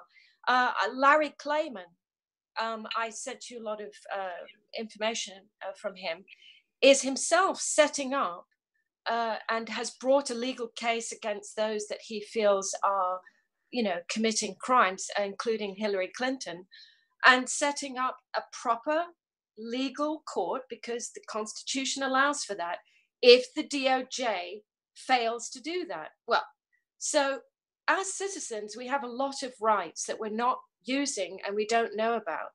So I would love to, for people to actually produce artwork and short information films and memes and which shows these terrific inconsistencies with what's actually happening and what the law provides for, which would be wonderful if there are lawyers that are listening right now in Discord, and the combination of WikiLeaks producing such a document, then artists who are not in the know on these legal things can examine the facts and then choose a particular legal issue with which they wish to, to have a photograph of Julian and show what the law says and how the law is being totally disregarded. And in fact, in its place, you have gangsterism. Gangsterism is essentially criminal activity. And in my view, if somebody hasn't broken the law, which Julian hasn't, but he's instead exposed crimes within government and within the military, he has a right to publish that. If he didn't physically, commit the crime of entering an office and stealing papers, he has committed no crime. And as they have absolutely no evidence to suggest that, I think that's some of the most important information that needs to get produced as artwork and as videos, because most people have this simple concept. He's in the embassy by his own choice because he's a rapist and, a criminal, which is total nonsense. And then the next thing is that he's done something wrong. He has not done anything wrong. He has published, as is provided for in the Constitution, crimes that have been committed, and that if those crimes are then classified, in other words, made secret by government departments, that is a crime. So actually, go ahead, Ray. No, I just wanted to say two things. Is there a medical team? I think that this is key, because we know Julian has been suffering miserably from a bunch of ailments, and not only having been sealed off from the outside world in the sun, but I mean, this is something that I think most human beings can identify with. I mean, if he needs medical attention and he cannot get it because he can't get outside the embassy, well, what does that mean? So I would plea for a medical team in this vast array of support mechanisms, because I think that's important. The other thing I'll say is simply that there should be a team for the celebration, for the welcome home celebration when Julian gets out of there. There should be active preparations for the big celebration, wherever it is, whether it's in Australia or whether it's in Dublin or at Liverpool. This should be worked on now, because there is this kind of expectation that this will come out okay. And I would very much suggest that a celebration team, a homecoming celebration, dinner and wine and great frivolity and celebration, because Julian deserves it, and because this would be a mark of our optimism, saying this is going to come out all right, and we're ready as soon as this happens. I think that's beautiful. Someone's just asked in the YouTube chat, does Julian know that we are organising for him? And the answer is that yes, he does. He does know that this massive movement of support has formed for him. Also, recently at the June 19 event, the window was opened for him to listen to the musicians who were playing for him and the chants that of the supporters. They were chanting, "We are here for you, Julian. We are here with you, Julian."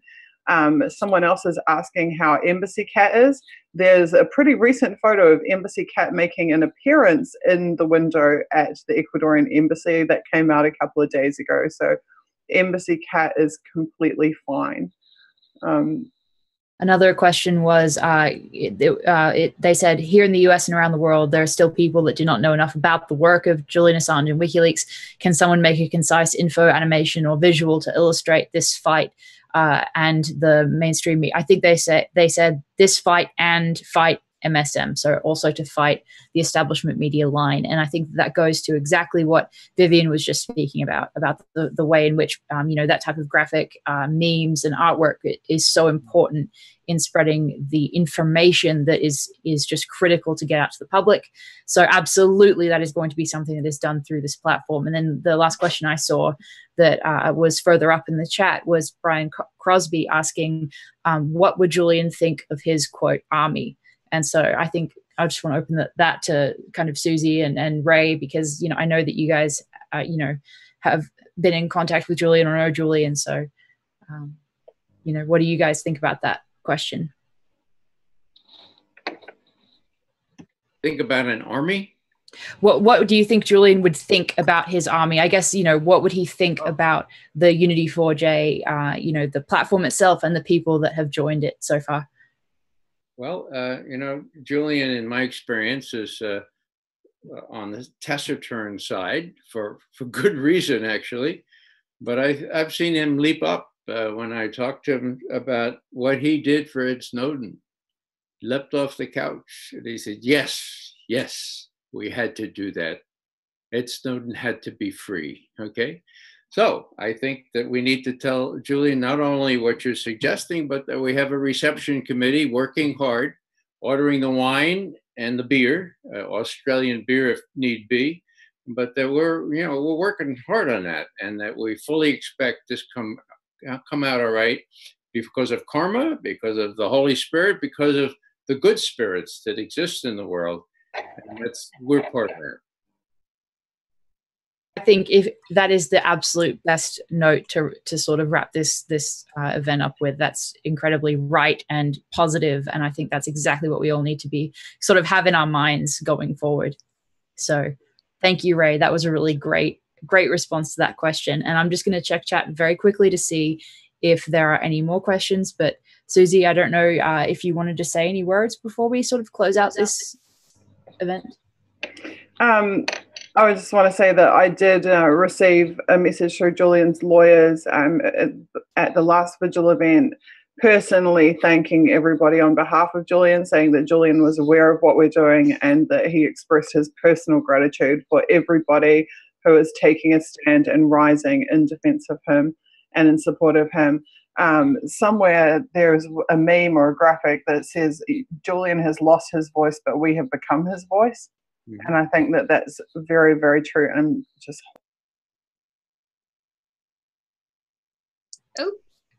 Susie, it looks like you actually sorry, I just didn't want to cough on the stream. So I just cut my video for a second. So he is aware, and of course it's a comfort to him when they're doing everything that they can to isolate him, to know that he's less isolated than ever before, in the sense that there are people uniting across the globe to fight for his freedom. I can't imagine how much comfort that does bring him to know, because from my perspective, this is a long time coming and well overdue, but it's also just in time. So that's really my final words. And I'd just say a huge thank you to everybody who is participating. You're amazing. You're doing something incredible and you're doing something historic. Anything else, you guys? Go for it. Well, I'm just going to drink my tea and get rid of the frog in my throat. I just want to say that I think it's so brilliant that everybody has made such an effort. It really is the way humanity is going to blossom. The kind of people that have joined this movement, the kind of people that are producing the work, who, if I may swear, give a shit. This is the mankind that's going to bring the beautiful utopia that I am sure awaits us once we've got past all this kind of ancient sort of junk of human spiritual degrading. And I think that the people that are coming up now are operating spiritually, not only connected to a higher power, but individually have developed themselves spiritually. And those are the people that are changing this world. And I thank everyone who's joined Discord and who's knocking themselves out to do terrific work, because energetically, it is the beautiful energy that will change this world. Everybody that's doing anything on Discord, they are energetically altering our reality. So I bless them and I thank them for it. Thank so you. Good night.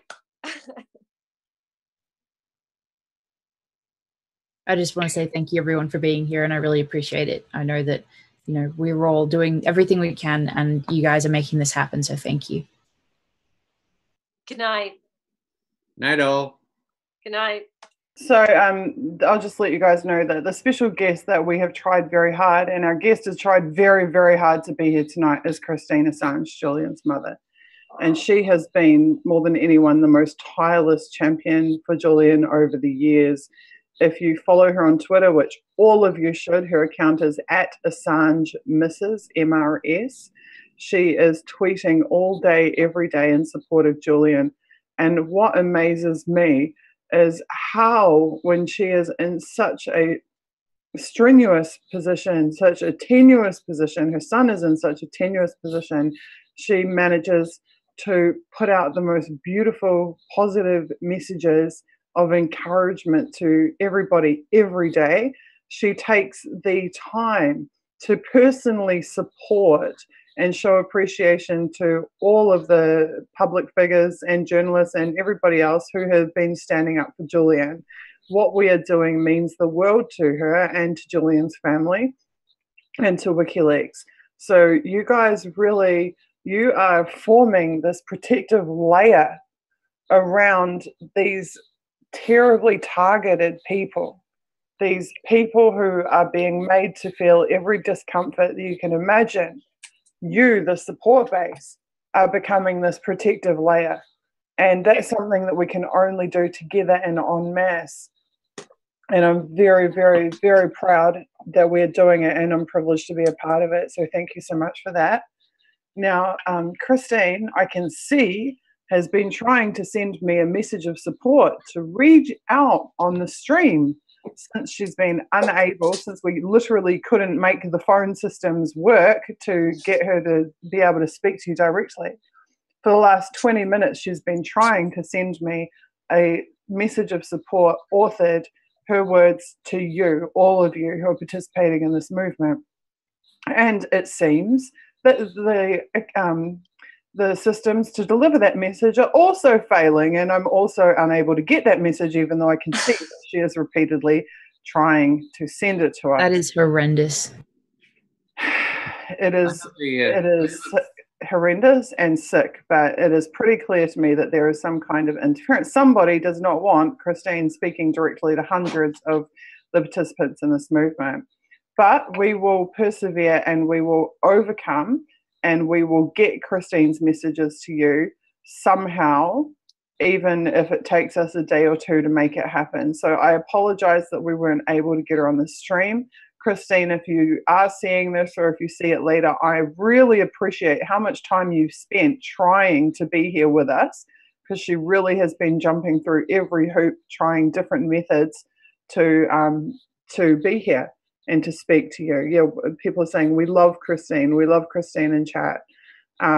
So we will persevere and we will make it happen. And soon we will have a message to you, to the Unity4J movement supporters from Christine Assange.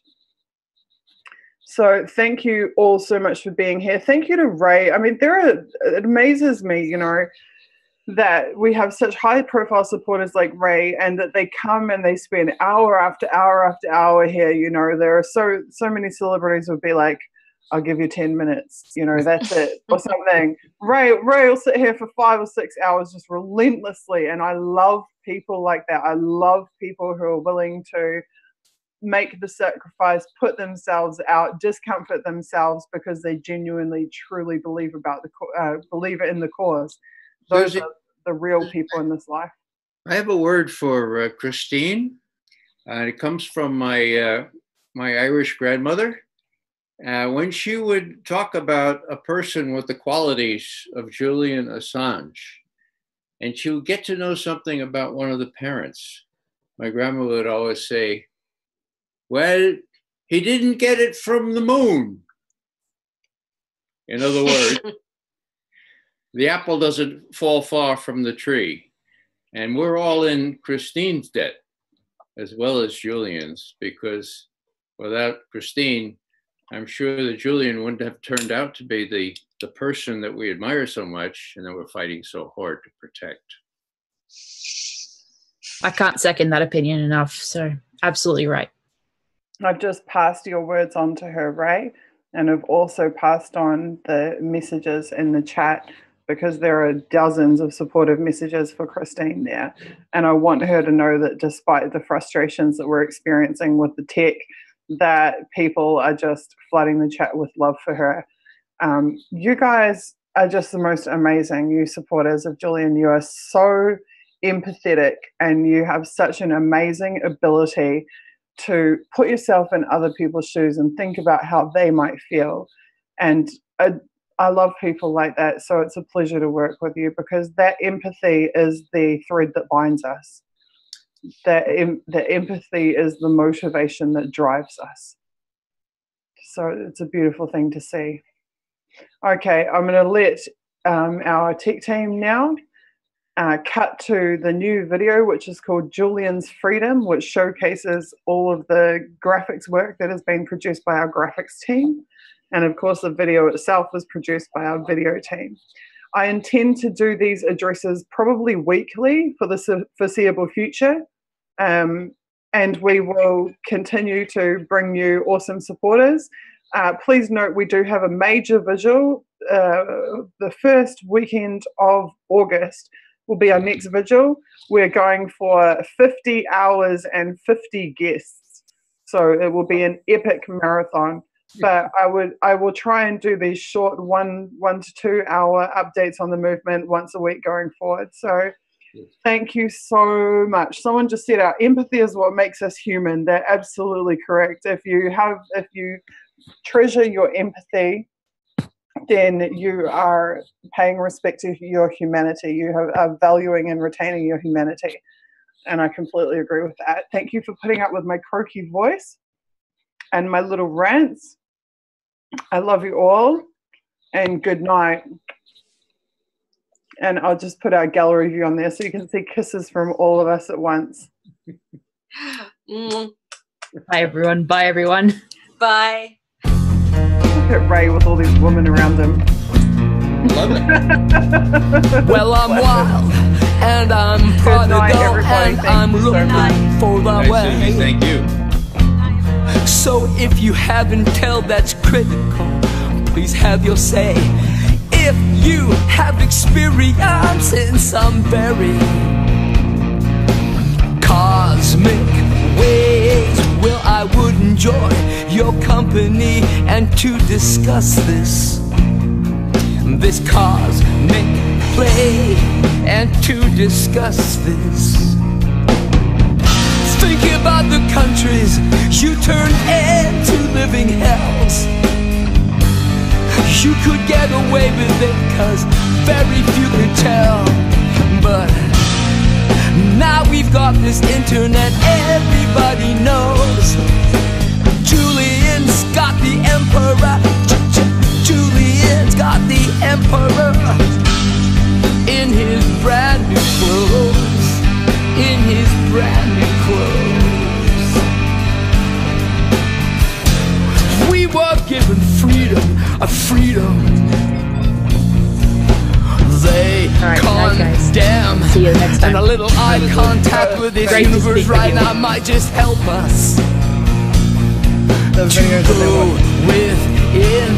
Just might help us.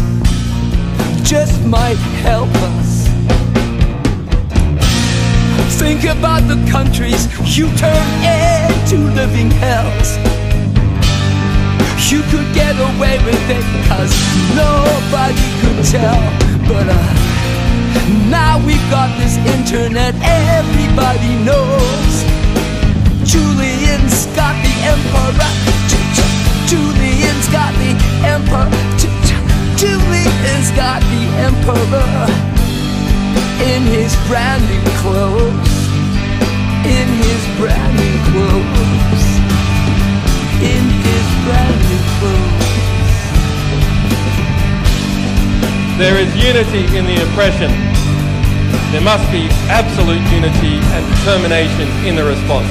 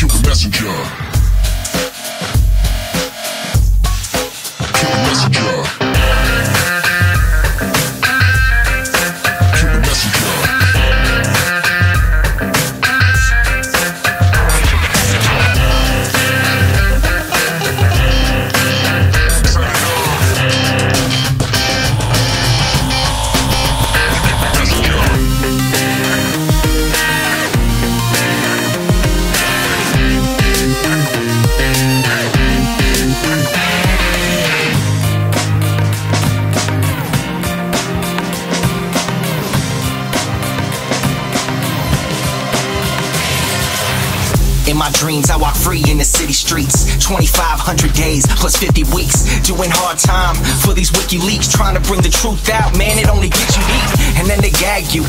You don't get to speak, and when you get the leak, they try to hit the leak. The masters of the masses, they want this shit to street. That's why my middle finger's up to these sick elites. Playing on the regular. You keep the messenger. Free speech is the freedom of press. Take your deepest, darkest secrets, never leave them unsaid. If I'm a thief, then I'm a thief for the people you dread. The people want the red, while the blue you keep them in bed. Seeking the sheep, keep them asleep, deceiving the weak. Keep seeking the leech till you cease, and I see your defeat. Until I'm deceased underneath a freezer-wrecked sheet. Become a dead man, then I hit the switch and release. Goldman Sachs is your, Goldman Sachs is your, Goldman Sachs is your creditor. You keep the messenger.